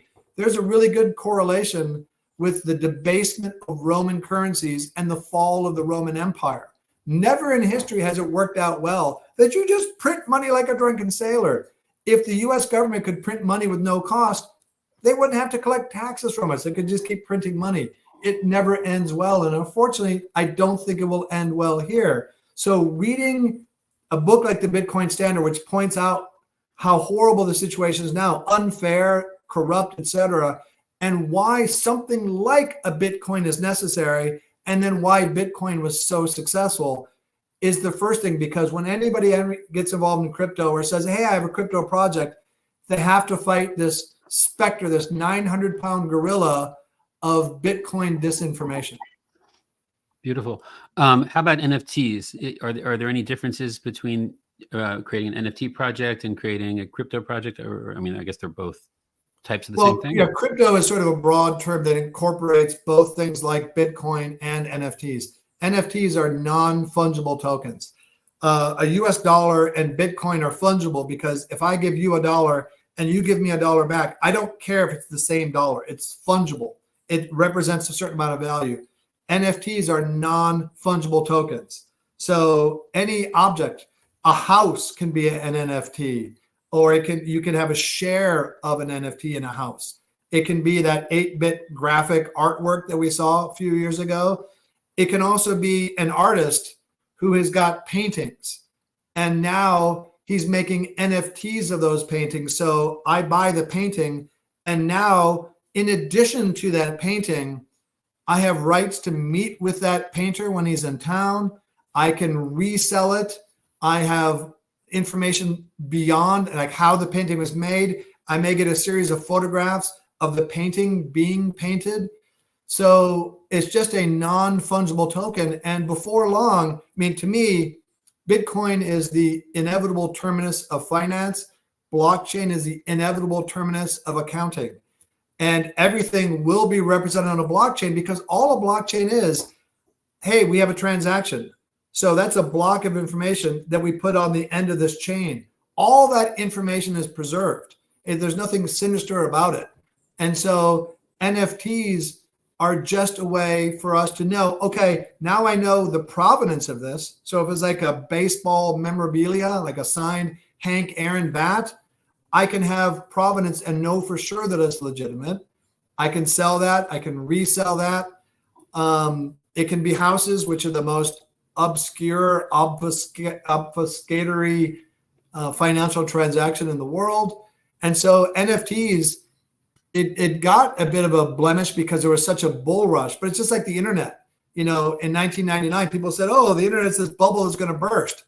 It really hasn't burst, and it never will. Right. Crypto is the same thing. There are more people adopting crypto now than there were the internet in the late 90s. So and NFT it's not a great name because people don't know what it means, but NFTs and crypto can be tremendous components of a strategy for a nonprofit that wants to solve some problem in the world, because it will resonate with people in that institutionally decentralized fashion. Right. I love all that. Okay, I'm getting into it. I'm getting into it. I've started a couple of projects like this, and I appreciate. All right, welcome to the dark side. It's cool. No, I think there's a lot of, like everything else, right? It's all how it's done, and that's such is the nature of all things. So and fundamentally though, it has more potential than existing currencies in terms of decentralization and freedom of. I mean, look, the dollar, the dollar has inflation, the US dollar, and they peg it, they call it the consumer price index. And they artificially rig that. So anytime there's, like, oil used to be in there and real estate, but those appreciate more. So they take those out to always keep this measure low. If we measured the consumer price index the way we did 20 years ago, annual inflation would be like 16 to 20%. And that means that over 5 years, your money is going to be chopped in like 80% less. You still have the same number of dollars, but your value's gone down. So the benefit of doing a project in crypto, if you do it right, is that you are not tied to this deflationary theft that the dollar has. It's almost like we're frogs in the hot water. We don't think about that. And we've sort of been, conditioned to think inflation is normal and good. And we think that, okay, I buy a house today for $100,000, I can sell it for $1 million in 10 years. Hooray. But where will you live then? Because all the other houses have gone up in price. Exactly. Yeah. That is so crypto allows you financial escape velocity to get out of this corrupt system. And, people say Bitcoin's volatile. I'll take volatility on the way to the moon as opposed to the death spiral that the dollar is in now. Right. The upward trajectory is key. I love all that. Like you said, I'm a Wharton MBA, so I'm comfortable. I teach finance. I'm comfortable in the financial world, and I see the rot that permeates the whole ecosystem. Yes, I do not know as much about it, but I see the rot also. Yes. Okay, I want to get to some community questions that may or may not be in your wheelhouse. So we'll just experiment with these. No pressure. Cool. Rock and roll. Okay, cool. It's always, you can just say anything. It's up to you. So, okay, here's one question. Do they use religious faith to control these operatives? I don't know which ones we're talking about. Let's say the truth embargo agents, perhaps. Tucker Carlson at some point implied it was a threat beyond his life, or this life was a threat beyond this life, a threat to the soul. Do they choose operatives based on belief? Hell if I know. I don't presume to know things like that. That's beyond my pay grade. Look, it's a matter of public record that the US government has had paid disinformation agents to discredit and debunk UFOs. That's a fact. Are they using sort of metaphysical layers beyond that? I don't know. The US government has an interest in making us think that the topic of aliens is ridiculous and we don't have to worry about it. If we were involved in the government, we would do that too. So they're going to use all the means at their disposal to do that. And so whether that rises to the level of transcendental metaphysical things, they're not going to stop there. Sure, they'll use it, but I have no idea of what they have or what they're doing. Very cool. Let's try another one that might not be in your wheelhouse. Ask him what. Okay, but we want to honor the people who are watching and hanging out with us right now. My friend Hal Cipher, who's an awesome scientist, by the way, He says, ask him what he would recommend if someone discovered an ancient cipher key to Atlantean tech. Oh, is that the whole question? Yeah. And then he also wrote subsequently, let me read this first. Let's see if this is relatively coherent. Are we ready, or is the world still too chaotic? Is timing ideas quintessential? So let's take the second question first. Are we ready for like a disclosure, or as I like to think of it, exposure, where experiencers unite with science and demonstrate the truth of something? Like, and like, Nice. sort of like in this example, you find this cipher that decodes, I think he said, Atlantean technology. Yeah. So are we ready for it? I don't know, man. It's really hard to say whether that would unite us or tear us apart more. And then you have the issue of who controls that. Is it going to be the rich and the governments, or is it going to be somehow democratized? You know, the Wright brothers were convinced that aviation would end warfare for all time because you could fly over and see the armies. They never thought that you could get on that.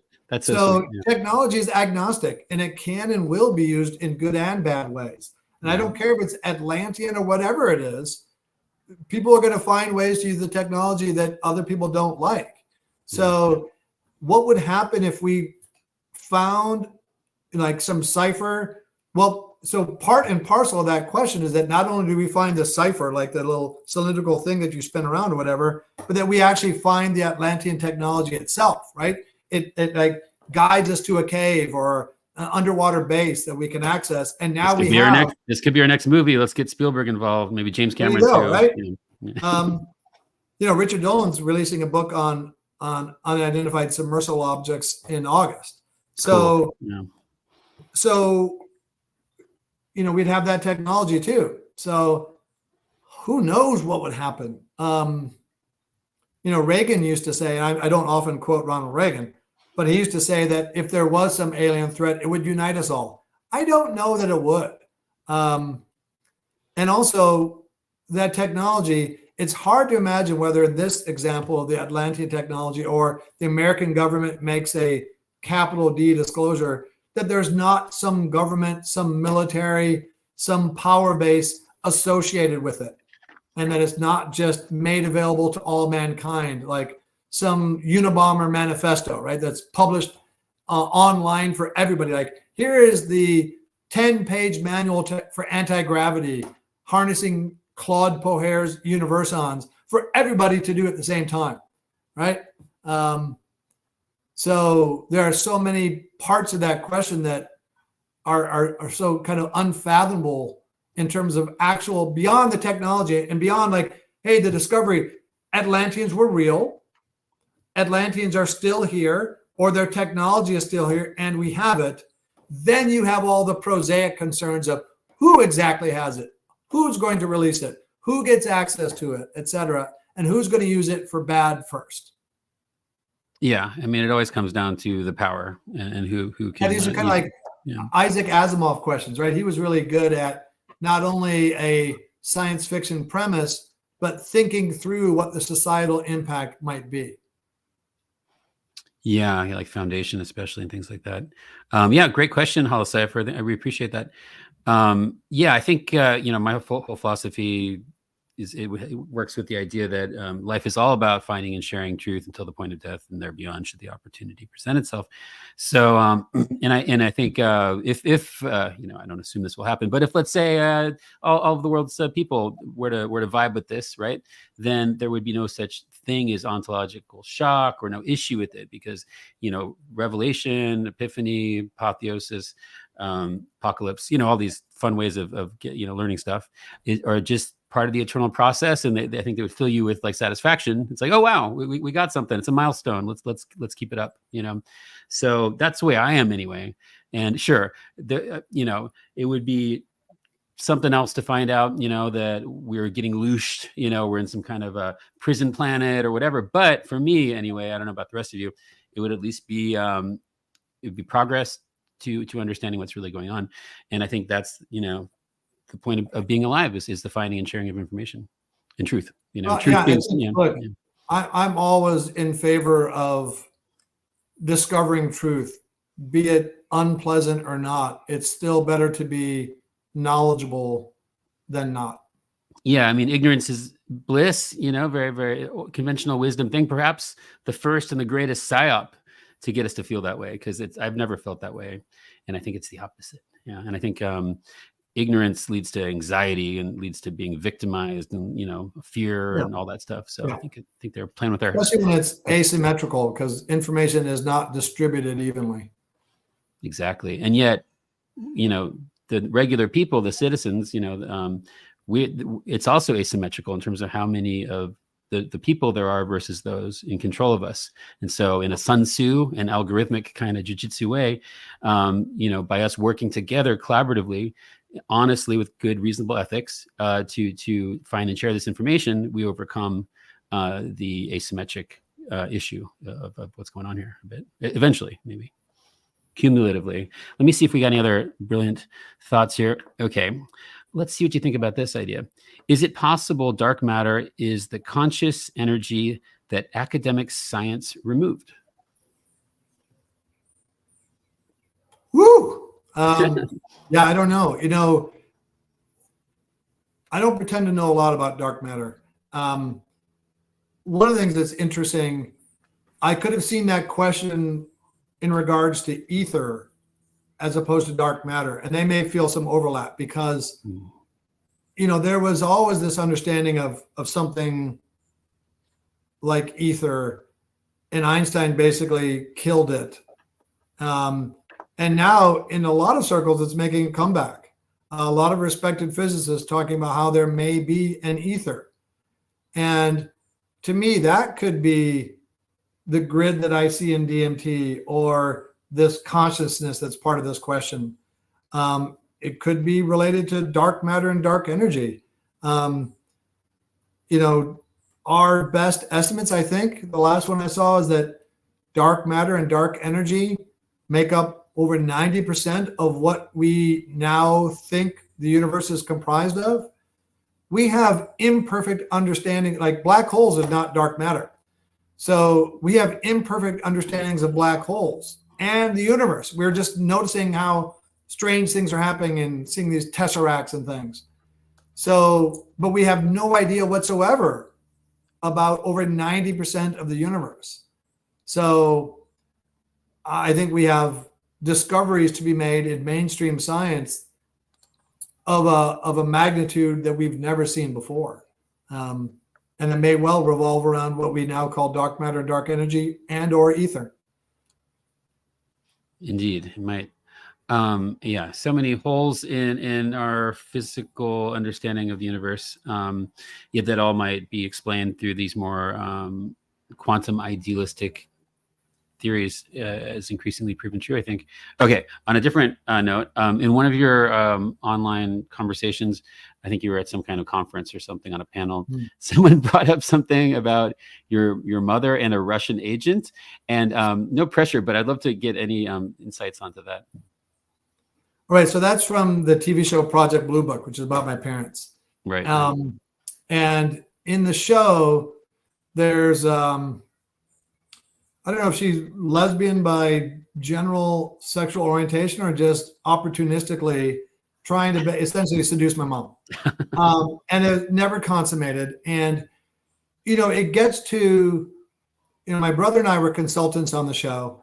And generally as a consultant on a show, you're not involved directly and they call you when they have questions. But because both my brother Joel and I had significant experience in Hollywood, I asked, hey, can we read the pre-production scripts and give input and come and visit the set? And they said, sure. So we did read all the scripts and give input and made a lot of changes, but you don't have control. Anybody who's had their rights optioned, no, you don't have control. The influence you exert is a function of the relationship that you create and the strength of your comments. You pick your battles. Fortunately for us, and I'm still good friends with all the folks from Project Blue Book. The show was about being authentic and not necessarily accurate with every detail. the show portrayed and the actors who played my TV parents went to great lengths to understand what made my parents tick and to represent them in a honorable way. So it's basically, they wanted to know what my parents would have done in these exaggerated situations. So this business about the Russian spy, yeah, it's fun because you need layers and layers of drama and conspiracy in a show like that. And a joke I'll often make when someone asks me about that is, well, yeah, there's a lesbian Russian spy. You should see what happened in real life. And then I always apologize to mom. So it was all in good fun. We as a family, we had the decision. Do we want to be, the show was going to happen with or without us. Do we want to be involved and exert some kind of influence? And we thought, yes. And, overall, we were very happy with the show. It was fun. It brought a lot more people into the phenomena. And our parents were treated as cool folks. So we were happy. Fantastic. Yeah, I started watching that. I'm going to keep watching it tonight. It's really amazing. And I met, was it David O'Leary was at the first? Yeah, he was at the event with us at the at the Hollywood Disclosure Lights. Also was Sean Jablonski, who's the showrunner. I'm trying to remember which one I was supposed to follow up with, but didn't. Sorry, man. I will find your number eventually. Oh, they're both really cool guys. I'm friends with them to this day. Trying to remember. So one of the interesting things was in the second season, I went for like the third time to the set in Vancouver, and it's I think the 6th episode of the second season, which is about the filming of Close Encounters. So they gave me a cameo in this episode. So the episode ends with TV mom and dad walking to the camera. Then you see this ruggedly handsome cameraman who I call Lance in the camera lift. And then the camera follows him up into the air, and that's me. And then while I was up in the air, I talked to the cast and crew about what the show meant for the ufology field. And that night I went out drinking with Aidan Gillen, my TV father, until 7 a.m. But it was a very meta experience because here I am. I'm the consultant on a TV show about my father, and I have a cameo in the episode about the movie in which he was a consultant and had a cameo role. So it was a lot of fun. Wow. That's meta theatrical indeed. I love that. Right. Yeah, no, that's so interesting. Did you, growing up, at the time of this, actually, some of these things happening, did you think it would be made into a television series someday? I mean, what was the process of getting to the point of this very super meta moment you described? Well, look, my father was on TV a lot and in books, and we've had a constant parade of people coming to us saying, hey, can I get you to give me quotes for this book? Can we do a movie about your dad? Can we do a TV show? So we've had a lot of interest for as long as I can remember about things like this. And this is the one that really made it to the finish line. And there's other ones in the works now too. Yeah, I think it was the showrunner that I spoke with the most. Hold on. What was his name again? Sean Jablonski. Yeah, that's the one. Yeah, he was really great to talk to. Sean. Yeah, he's a really cool guy. What's his last name? How do you spell it again? Jablonski. Jablonski. Oh, I found his phone number now. Okay. I need to get better at remembering people's last names. Okay, cool. Yeah, I'm really enjoying that, and I'm going to watch more tonight. So how do you split your time? You have so many things you do. You teach, you have these entrepreneurial Bitcoin and programming ventures, and you're involved in these, I saw you lecture also at places like Contact, where it was great to see you briefly. So yeah, how do you juggle all these things? And is there a sort of through line that connects it together? So I'm an adjunct professor, so I don't teach all the time. I teach at Pepperdine here in Malibu, and they're gracious enough to let me teach whenever I want. I've taught 9 semesters, and I think I'll go back again next year and teach again. And it's a class in finance, accounting, personal finance, crypto, all the juicy parts of business. And I bring in people from Project Blue Book, talk about DMT and aliens in class. Wow. So most of my time is spent as a CFO working for various clients. nonprofit and for-profits and on my software. And then, so I'm kind of like CFO by day, UFOs by night. That's kind of one way to describe it.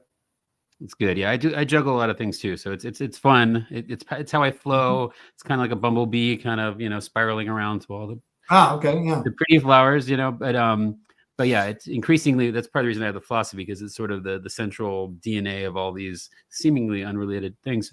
So I see that with you as well, and it's cool. I see that you're a flow state person also, and I respect that so much. Okay, hold on. Okay, going back now to the Lord of the Rings, Fellowship of the Ring chapter of your life. I think you said in that project, maybe some others like Tintin, you got to know Andy Serkis. Yes. So Andy Serkis is the motion capture poster boy. He was Gollum in Lord of the Rings, and then again in The Hobbit. And if you notice, so before Lord of the Rings, in motion capture movies like Polar Express, they used to talk about the black eyes of death. Yeah. But in Lord of the Rings, Gollum had great eyes. And by the time in Avatar, Neytiri's eye, they have like a shot of half of her face, is make up part of the poster because it was so beautifully done. That was not us, that was Weta, but so beautiful. And it's funny because if you look at The Hobbit, which in Tolkien's timeline happens before Lord of the Rings, Gollum has beautiful baby blue eyes. They were kind of hazel in Lord of the Rings, and they're beautiful in The Hobbit. So Andy Serkis did Gollum in Lord of the Rings and Hobbit. He did King Kong. He was Caesar in Planet of the Apes. And he was Captain Haddock in Tintin, all movies that we worked on. So I remember one day, and I got to know him pretty well. He had just flown in from London. And one of the things that I did at Giant Studios was make sure we had posters of all the movies we had worked on all through the studio. And there were a lot of them. And so we had a poster in the kitchen from Return of the King, and it's the one of like Gollum like hunching over like this. And so Andy Serkis had just arrived. I'm in the kitchen with him. I think I'm giving him a coffee because he's tired. And he's like leaning over like this in the same position as Gollum on the poster behind him. So another thing that was super. I said, dude, you got to move away from the poster. You are creeping me the fuck out. Yeah, he seems like one of the greatest, most talented people in the world. I'm obsessed with those movies. Right? And, both with the voices, but also the physicality of Gollum and of Caesar and Planet of the Apes is very difficult. Not very few people could do that for years. Yeah, I mean, he's the greatest ever. And those performances and then the way the technology was used with it. Like, as I mentioned, I watched Two Towers again a couple days ago. And I used to, in like college back in the days of DVDs, I would just watch the Two Towers every day, and all the extended things and all the amazing behind the scenes, making of documentaries. So inspiring. And then, the brilliant, obviously, direction with the visual effects and the performance has, for the first time, attempted, and it's never been even close to being that good again, even with all the advances. And it really shows you it's all about how you do it as an artist and as a technologist. It's not just having the best technology; it's what you do with it. I mean, that was the best technology at the time, though, too. So, so inspiring. Okay, let me see if there's any other. Let's see if any of these are in your real wheelhouse. We have some very, very technical oriented people in the thread right now. Okay, well, let me get to another question then, if you have time. Okay, going back to the DAO topic briefly.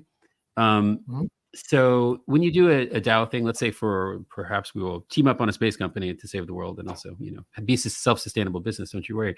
Would that be appropriate for as a DAO? And if you did a DAO, does one still need to have like a corporation with it, an S corp, LLC, whatever, or as some have suggested, you can maybe not go that route if you use a DAO instead?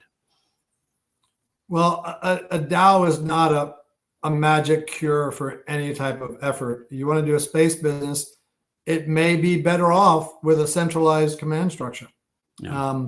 Militaries should be centralized. You need a general at the top. And a lot of companies function better that way. It's easier.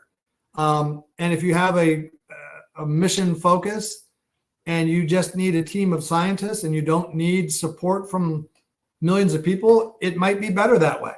Mhm. Because of the adversarial climate in the US, where we are still clamoring for common sense regulation for crypto, right now, crypto is being governed by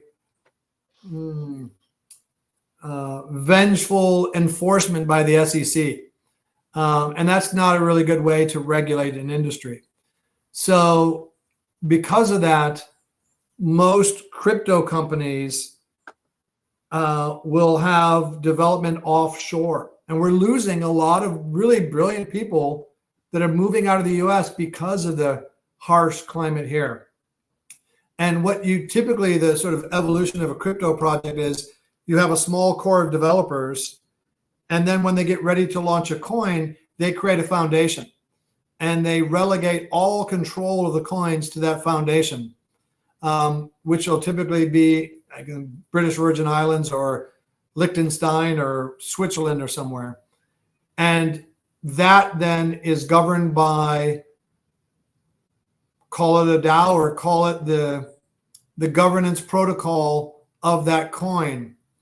And so the developers who will have some of those coins themselves by dint of having worked on the project don't control it anymore. So you have to have this bifurcation of the initial development and ongoing efforts, and then the development team can be hired by the foundation, but there has to be a strict separation between them so that the foundation is doing, basically following the will of the overall, the consensus of the token holders. So, I mean, even though I'm a dyed-in-the-wool crypto fan, I don't say that no matter what you're doing, you should do it in crypto.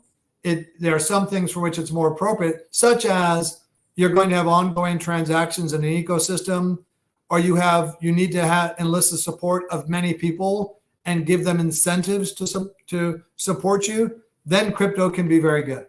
But if you just have a specific mission, like I want to get a rocket on the moon, and you've got the money, then you should do a C core and just be very centralized. Thank you. Okay, let's say, just conjecturally speaking, that the United States would stop being a sort of semi-free market, quote unquote, representative form of government, aka technology. Excuse me. That was a Freudian slip. Democracy, because it's not one. But let's say we knew it was going to stop being one, within a year. And one were to want to make a very bootstrappable, doable space company. But one would want access to existing rockets to, let's say, get satellites into near Earth orbit, right? But in this conjectural situation, once again, the game changes. Capitalism is becoming, less democratic friendly. Are there other countries that you would recommend for things like this instead? So you're kind of painting a picture of Trump wins and tries to enact Project 25, and we become. I'm not saying any. Sorry. I don't do politics here. So this could be Biden if he's still alive, or this could be Trump if he, Yeah. Well, I'm saying that. Okay, So fair enough. yeah. So look, like Portugal is a country where a lot of crypto people are going there. Malta, Switzerland, Cayman Islands, British Virgin Islands. Puerto Rico, a territory of the U.S. But there's a lot of exodus of crypto people to these various places. They're just more friendly and have some established regulations. Look, we don't want Wild West for crypto. We want common sense regulations, and we understand sort of the legal substrate upon which to grow. I've had so many calls with international law firms, and I ask them questions about this launching this token or doing this foundation. And they say, well, the regulatory landscape is shifting all the time. So it's really stifling. And, China made a multi-trillion-dollar mistake by chasing all the Bitcoin miners out of the country. And we are making on the verge because of the antagonistic atmosphere, largely on part of Democrats. It's become a partisan issue, unfortunately. It's just driving so much innovation, and this is really one of the most innovative. I mean, I've worked in a lot of cool industries. Crypto is the coolest by far. It's the most innovative, the most democratized. and it's just fascinating. And we are squandering our lead. It was born here, Yeah. but we are squandering our advances in crypto because we're just stupid. This is true. We're getting more and more stupid every day. Not you, but You can make that case too. No, you're cool, man. Yeah, no, thanks for that. Okay, I don't know if you have any more time, but let me just see if there's anything else we can get to. Okay, so a question that came up in a previous space I was doing on Twitter X about these topics was the connection between Ohio State University and Wright-Patterson Air Base. And I believe you and your family are from Ohio, so I thought maybe you could share some thoughts on that. Yeah. Well, my parents met because my mom was a student at Ohio Wesleyan University, and Ohio Wesleyan University and Denison and Ohio State shared an observatory. And my father was giving a tour. He was the director of the observatory there and met my mother on a tour of the observatory. My father was a professor at Ohio State, which is in Columbus, Ohio, which is not far from Dayton, Ohio, where Wright-Patterson Air Force Base is located. Wright-Patterson used to be just Wright Field, was where Project Blue Book was headquartered. And so a case can be made that they weren't that picky with what astronomer they needed. And my father's the closest person at Ohio State. I think there's a little bit more than that because he had security clearance, et cetera, and had a lot of contacts in the Air Force. But certainly the fact that he was already at the time near Wright-Patterson Air Force Base, I think certainly played a factor in the Air Force deciding to approach him. Makes sense. Thanks for answering that. Yeah, much going on with Wright-Patterson. Definitely at the nexus of so many mysteries. So, okay. Of all the cases that your father worked on, which, if any, did he change his mind about or maybe even disavow in terms of Blue Book and any other cases that he studied about UAP, UFO? You mean change his mind in terms of disavowing only? Yeah, I guess basically change his mind. Yeah, about anything he analyzed and then changed his mind about. Well, I think most of the changing views were probably the other direction. I don't remember any particular cases that he thought were exceptional and then came to feel were some kind of hoax. I think usually cases that aren't good are discovered pretty quickly. So I don't remember any cases that he used to talk about a lot and then say, "Oops, my bad. That doesn't happen." I don't know of anything like that. Cool. Thanks for sharing that insight. Okay. James Cameron, back to him. Okay, a couple thoughts on this. Lightstorm Studios was located near Naval Intelligence Base, based on my understanding. And for James Cameron, and for one of his movies, was it Titanic or one of the subsequent ones, or maybe multiple projects that he had some sort of interview where he mentioned that it was collaboration with the Navy and some of their technology is what made some of these technological. Oh, maybe for the Abyss. Oh, maybe that one first. Yeah. So, do you know anything about I guess that there was proximity to the Naval Intelligence Facility and Lightstorm Studios, and I think in the words of Cameron, he couldn't have done it without them. Do you know anything about their collaborations? Well, I have a Lightstorm parking sticker still on my car. Cool. I don't know anything particular about that, but look, people talk about the U.S. government controlling. Like a lot of people asked me, they said, "Hey, I heard that Steven Spielberg had the script of Close Encounters dictated to him by the government," and that was yeah, right. The same thing with I've had people say, "So why do you think the aliens wanted the TV show Project Blue Book to come out now?"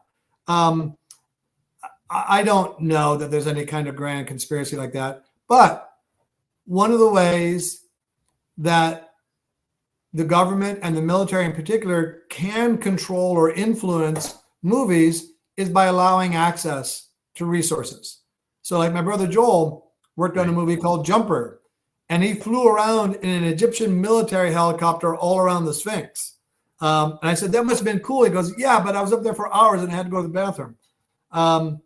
So, movie makers need to, I don't want to say cozy up, but they need to communicate with the military who has the resources, the base, the ship, the planes, whatever that they want to have in the movie. And they have to submit the script to the military for approval. It's a pretty standard process. And I think James Cameron, for a long time now has carried a big stick. And the military, apart from the fact that the overall military would like a positive representation, you have to think that the generals and the folks that are in charge there want to meet with James Cameron. So they're going to, go out of their way to meet with him. And they know that he's a serious guy.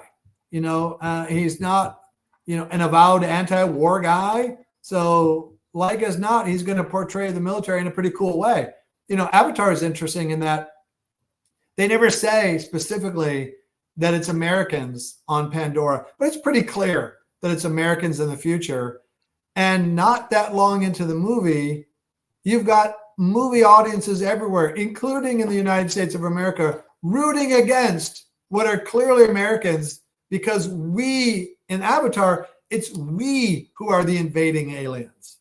But James Cameron is a very savvy guy. And I think he's probably been able to get the access to the military resources that he's wanted. Yeah, brilliant, right? Talk about algorithmic jujitsu, just using every angle to make these masterpieces, without compromise, just playing everyone, including the government. Yeah, and a lot of that would be John Landau, his longtime production partner, who's just a very savvy guy. Right. And so, okay, let's see.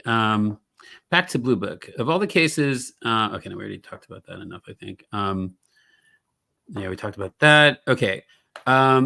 What do you make of this whole Paul Benowitz thing? And was that anything you heard about, or your father discussed or had knowledge about? Something about a computer was given to him by, perhaps it was Doty or one of these people. Are you familiar with this whole story? And do you I know of Paul Benowitz, so I don't know any particulars about that at all. I just don't. Good. It was worth a try. All right. Well, so those are my cool. main questions. I want to respect your time, but I am also would love to keep vibing with you. Do you have anything else that's on your mind in general, or that you're inspired to share? No, we pretty much did a round robin. I have other interests like life extension. But yeah, it was a pretty cool conversation. We covered a lot of ground. Indeed. Yeah. Just for future conversation topics, I would like to learn more about the life extension. Also, I believe you personally know Kurzweil. Is that correct? I do. Yeah, that's a big influence on me also. Can you tell me about how you got to know him and what kind of context? So long time ago, I was at a friend's house, and he had a list of books he's about to read, and one of them was The Singularity is Near. And I said, what's that about? And he starts telling me. I said, oh, it's fascinating. I read that book and I was enthralled. And it talks about the singularity, which is, in this context, it's actually originally mathematics and an astrophysical term, but it's in the context of AI, it means the point at which AI becomes self-aware and recursively self-improving, either because algorithms have emerged consciousness, or like I said before, consciousness or machine capabilities come into us, the existing bearers of consciousness. And it's just a fascinating book. And I said, you know what? I need to make the people talked about in here my tribe. So I did. I went out and changed social networks and all that. And I came to become friends with a lot of people in the book and do activities with them and get to know Ray Kurzweil. And I've become very good friends with a woman who's worked with Ray for 30 years. And so I had advanced copies of the book, and I got a free copy of his new book here. And I think he's brilliant. And, he's not a cheerleader for a specific vision of the future, but he takes, as you've seen, just wonderfully supported data and trends to say, here's what looks like it's going to happen. He does it in a very open, debate friendly way, and he does debates with people. Yeah. He says, this is where I see the technology going. I'm not saying it's good or bad. It's probably going to be both, but this is likely what I see happening. And he will update his predictions. You know, he's predicted for a long time that we would pass the Turing test in 2029. And it seems like that could well happen. And one of the fun challenges about passing the Turing test, which is basically you're chatting on a computer and you can't tell whether the entity you're chatting with is human or AI, right? One of the challenges for an AI is not to be smart enough to be a human, but is to be dumb enough to be a human. Because already with ChatGPT, you can tell it's not human because it has encyclopedic knowledge that it can fetch from the internet. Right. So, you know, when you do prompt engineering, you can say, pretend you are a gruff high school football coach, and it will limit its knowledge base to that.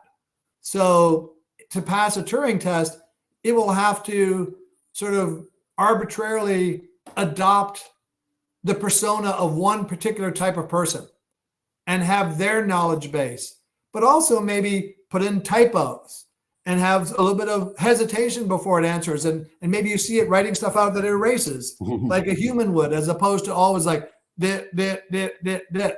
So I think Ray Kurzweil is one of the most inspired people writing about the future. And it's one of the 2 books that's had the biggest impact on my life.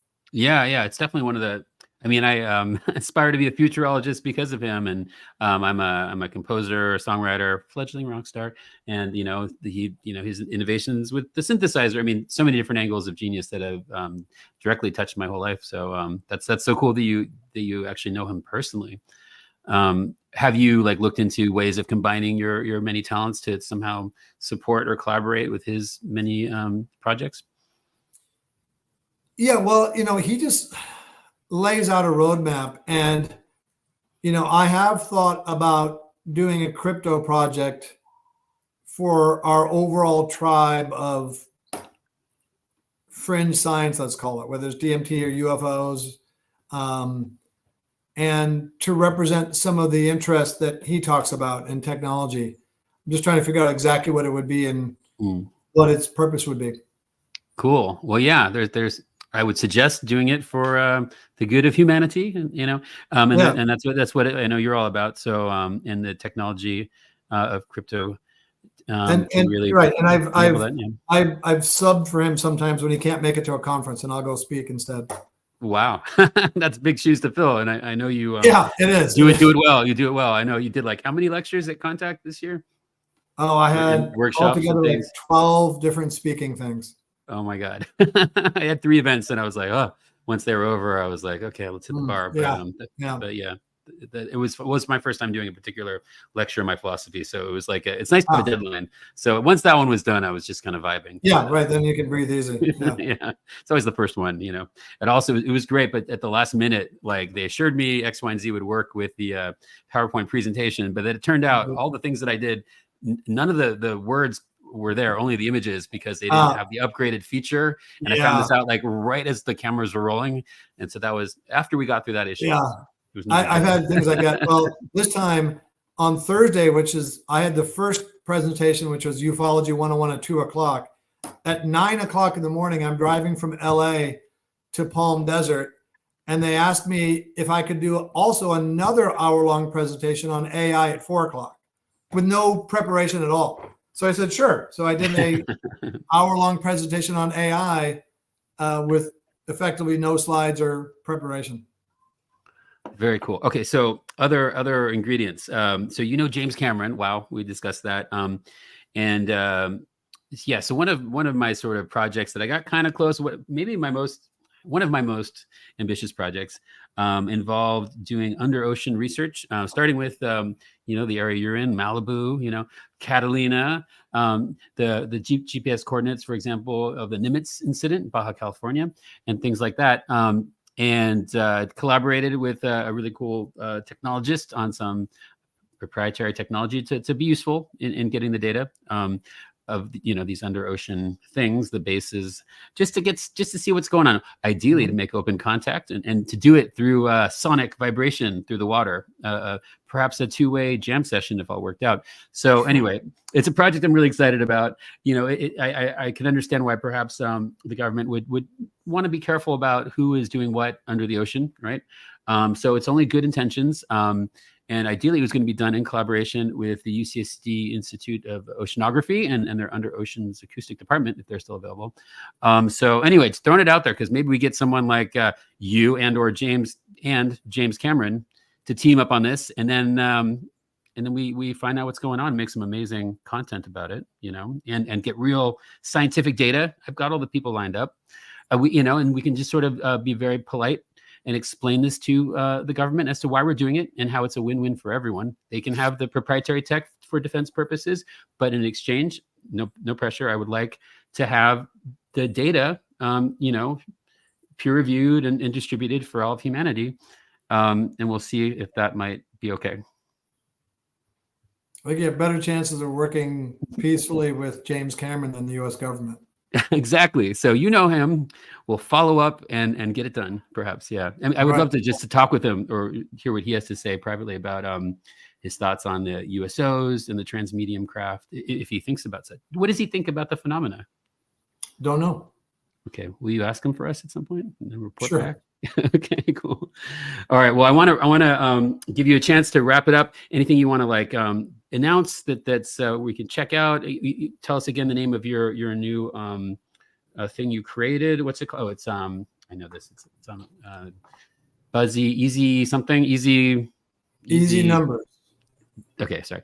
Easy Numbers. I'm going to look into this. And please check that out. We can put the link to that. Anything else you want to share with the people? Nope. All good. Okay, cool. Thank you so much for being on episode 3. This has been such a delight getting to know you better and learning from you. Get to, talk with a real life lecturer on this topic for free. So I'm so grateful to you, and you've inspired me to educate myself more in terms of the many benefits of crypto. I want to thank you also for sharing these personal insights on your amazing father and growing up with your amazing family. I'm honored to know you, and I'm really grateful for your time. Enjoyed it. Thank you. Okay, cool. I'm going to see if I remember how to hit the button now. And I'll be in touch. You have a great rest of your evening. Cool. You too, buddy.